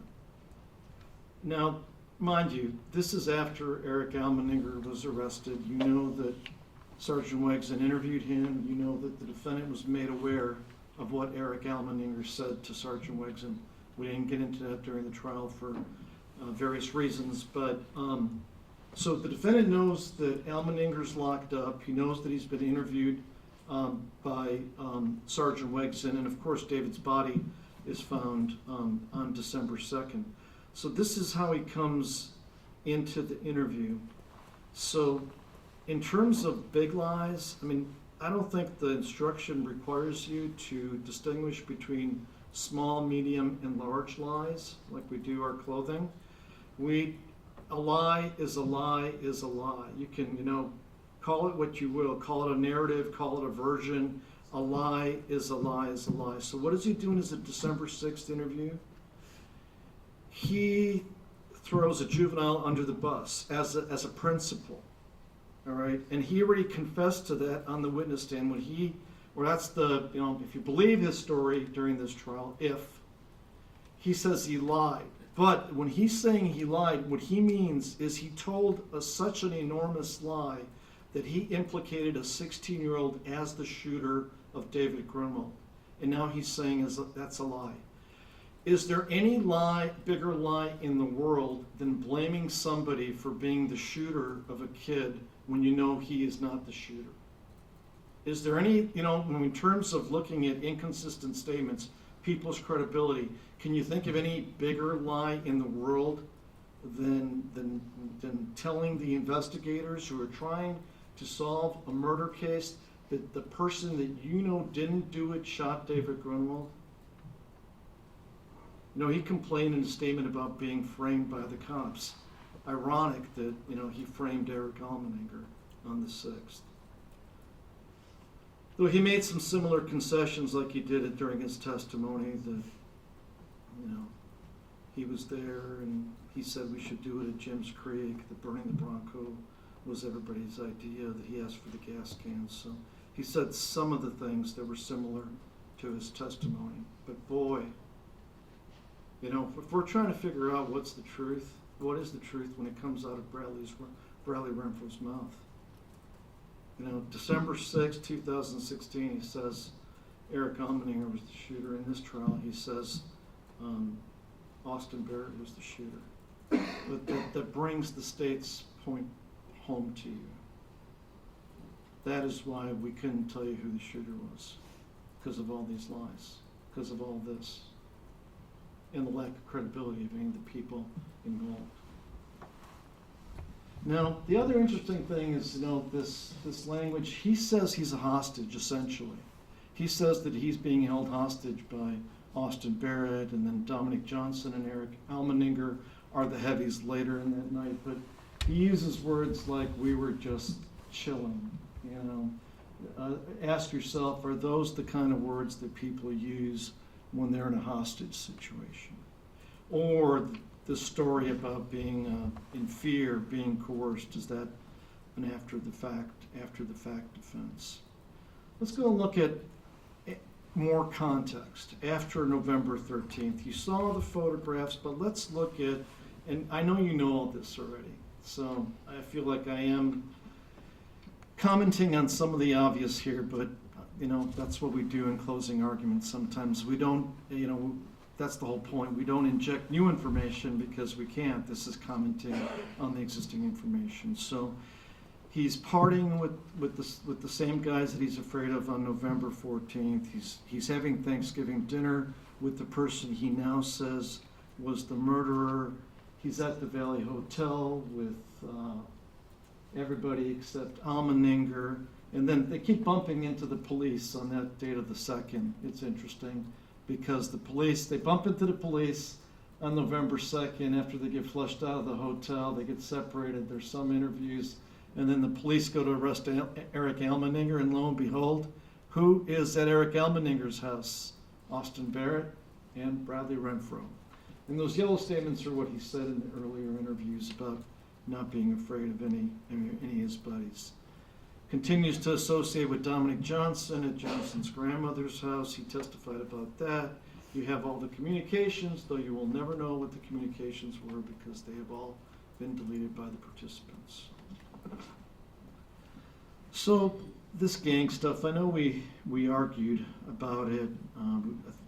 It was discussed in openings. Why did the state bring this evidence in? Well, number one, we didn't create this evidence. We had nothing to do with creating this evidence. This evidence was found. Where was it found? On the devices of the people involved. Okay. So we didn't make this up.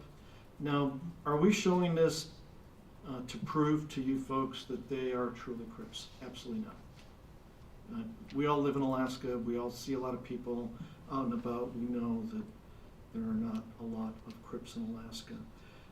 We are showing this to you to give you context, as the defendant puts it, to show you who was in the group, to show you what the group was about, to show you what the group did together, but mostly, as to this aider and abetter theory, this shows the group's solidarity. And if you link it up to the other dots, like why did they burn the Bronco? Why did all of them lie to the police? Why did they burn the clothes? Why did they delete their communications? It's because of the group solidarity. You don't snitch on your buddies. You hang tight with your buddies. We can get through this, as Austin Bear put it.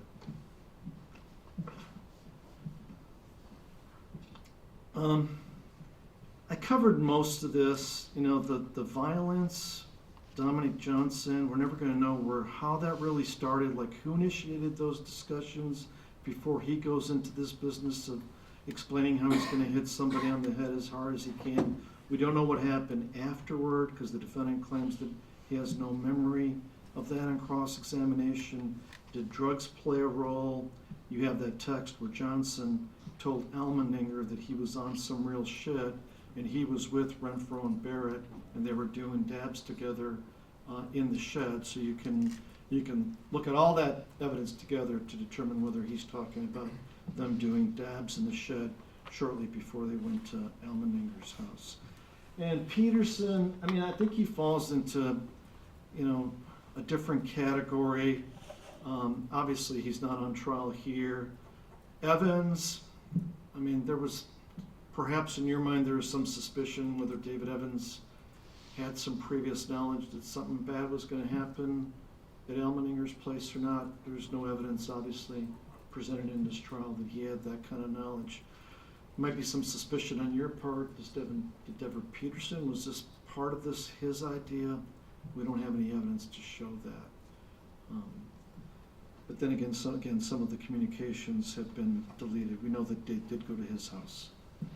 So the trial by jury, I'm zooming out now, and I'm making just some general observations and trying to convey to you some things you might want to consider when you deliberate this case. So I know I'm one person. Sergeant Wigson's here with me. Maybe we have two sets of eyes, working on this case together. But I always feel, sometimes I know, like when I see that you listening to the jury instructions, I'm looking at your faces just to see whether you're intimidated at all or by the instructions, because you had a lot of instructions read to you. But hopefully when I explain some of this law, you feel a little bit less intimidated by the law, because it really does reflect common sense, despite the way it's worded. You don't murder people, you don't kidnap people, you don't help, you don't steal people's cars, you don't burn people's cars, you don't help people do any of those things. Those are the common sense principles behind all these instructions that I showed you on the screen. It's just a reflection of the rules of society. But my take on trial by jury, there's been debate. Is this a good system? Is this a bad system? We usually have people that never sat on juries on a jury trial, even on a murder case, and there's been debate. Should we have professional jurors? Should we have judges? This is the system we have, and some of us observe the system in action.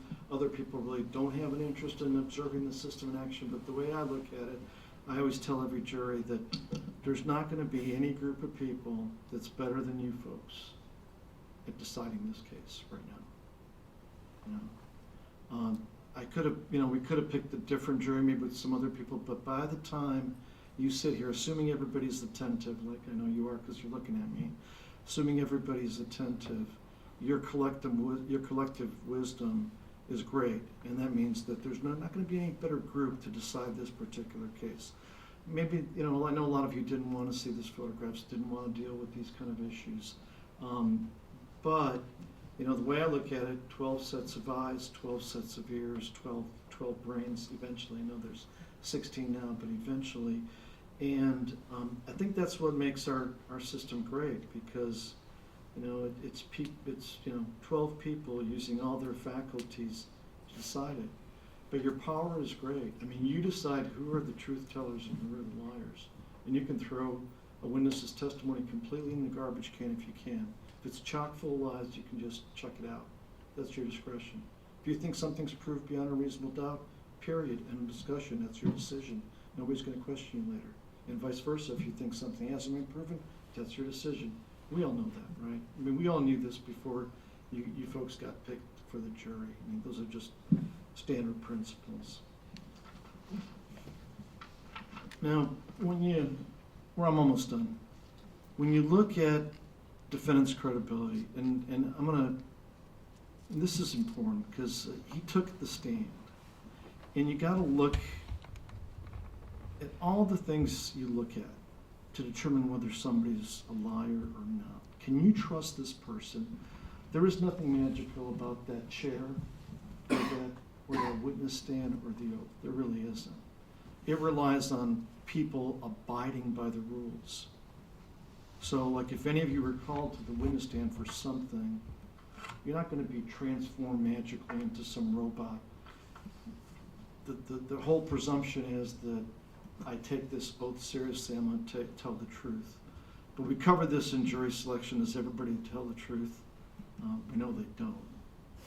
But here, you got to put this defendant to the test. He puts himself at every one of these scenes. Scene number 1, scene number 2, scene number 3, and scene number 4, with his buddies. That we have photographs documenting him with his buddies before and after these events.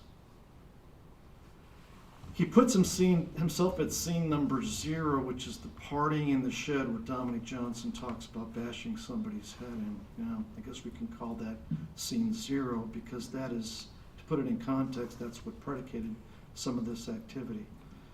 But there's a lot of reasons why Renfro would want to say lies in this proceeding. He's got the ultimate stake in the outcome. He's the defendant. He's the, we compare him to the other witnesses. I'm not going to say more about that. Just compare him to every other witness that was called by either the state and the defense. And when you go through that, ask yourself how many witnesses were confronted by multiple lies, multiple prior inconsistent lies. Ask yourself that. If you where does he fall in this category? Is he a truth teller or is he a liar? He's on his 4th narrative. That should be a red flag to begin with. Now, if you want to do something complicated, that if the law in this case isn't that complicated, the facts aren't that complicated. Yeah, we do have 300 exhibits, so there are a lot of exhibits. You want to do something complicated? Go back in that jury room, take the transcripts, and count how many lies he told to the troopers. That's complicated. You might run out of ink to keep track of that when you get in the jury room. The other thing is, his lies were huge. He acknowledges he was high during some of these things, high and drunk during some of these things. Lots of answers to questions, the same. Notice the parallel. When he's pushed by Sergeant Wegson, I don't know, I don't remember, I don't recall. When he's pushed by me, I don't know, I don't remember, I don't recall.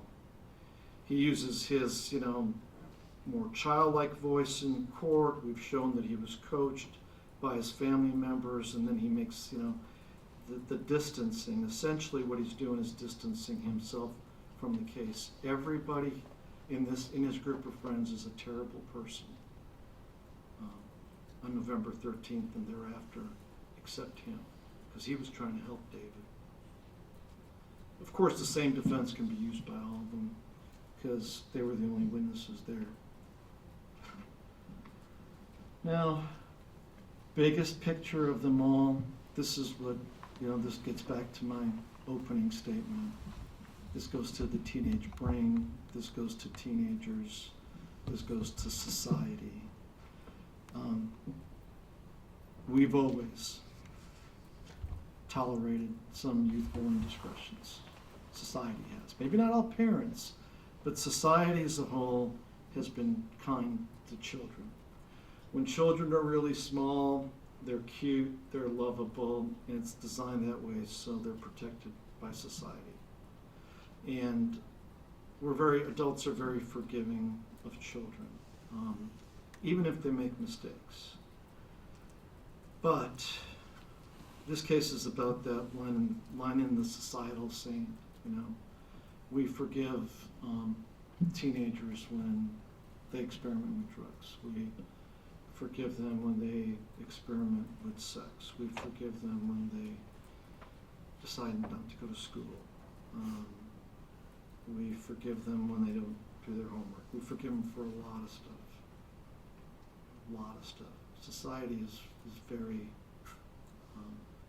gentle and forgiving on children and teenagers, and even young adults. So, I'm not gonna argue that people don't develop as they get older. We all do. I mean, it's human nature. But, this goes to the auto waiver statute, there are certain things that we just don't tolerate. And there are certain things society can't tolerate. So even if it's done by teenagers, society doesn't tolerate hurting other people, doesn't tolerate killing. I'm not, as far as the bigger picture, we have the vehicle theft and the arson.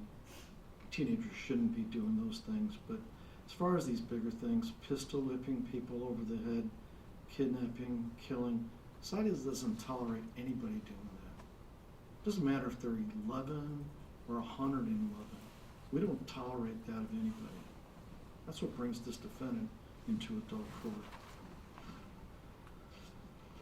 So what's proven here? You've heard, I get a second argument because the state has the burden of proof, as we always do. And as always, we have the main closing. The defense gives their closing, which they're going to give tomorrow morning, which is good because it's been a long day today.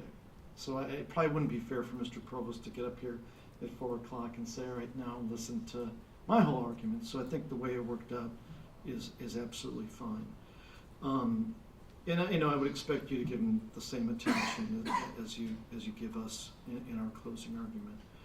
But this is basically our case in a nutshell. So I suppose I could have told you this in the first 15 minutes before we went to lunch, and I could have sat down, but this is what it is. I mean,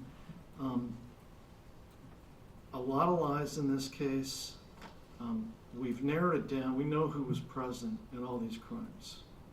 The beatdown, the kidnapping, the ride to Knick River, the murder. It's just those 4 people. We know what they said to the police. I mean, we have an idea of what their credibility is. Lies, lies, lies. So how can you take a situation where people have a history of lying, and then you're in a situation where you're in a trial where the defense that I was afraid and I was not involved, I was the only good guy, rests solely on the credibility of the person that's told numerous lies in the past to the police while they were investigating this case. We've shown you their own documentation proving they were super tight, super good friends, hung out all the time. And some of it was because maybe some of their circumstances, the defense pointed out, they didn't have places to go all the time. Maybe it was some of the circumstances that brought them together. But that was different. That's a different place. That's a different societal problem. But it's still on the left side of that line in the sand that I showed you. It's not on the right side. People who are homeless don't necessarily kill people. People who are poor don't necessarily kill people.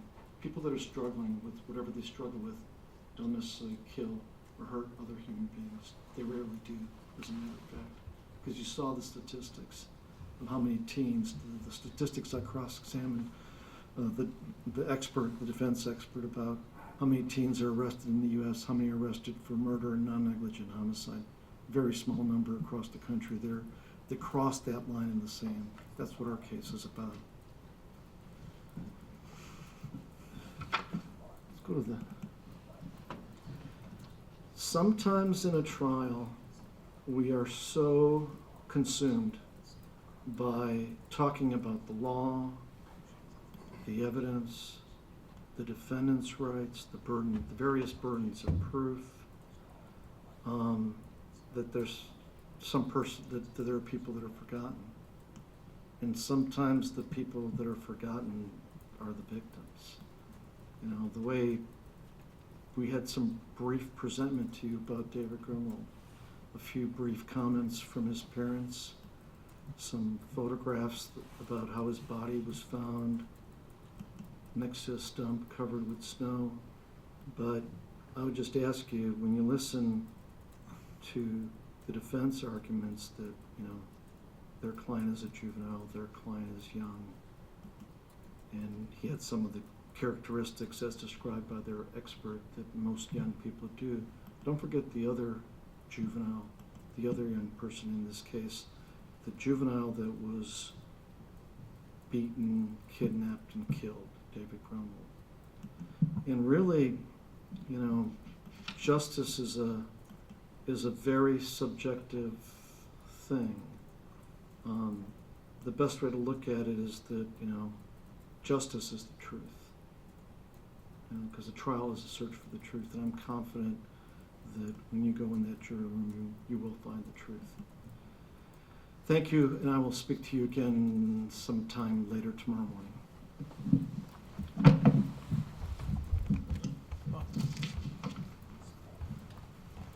Okay, members of the jury, we will see you in the morning. We will, as mentioned, finish up the closings, dismiss 4 of you, and begin deliberations. At 8 o'clock.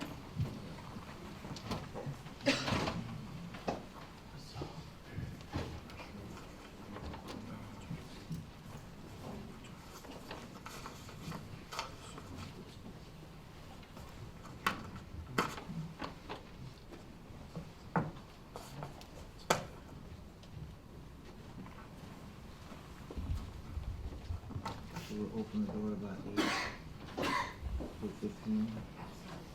Okay. Mr. Provost, we'll open the door about between 8 and 8:15, so you can set up if you need to. Sure, how early can I come? Actually, I'll unlock it at 7. I can get in the courthouse that early? No. No, 7:30. Okay, Okay, all right, great. that's what I plan on. We can go off record. Off record.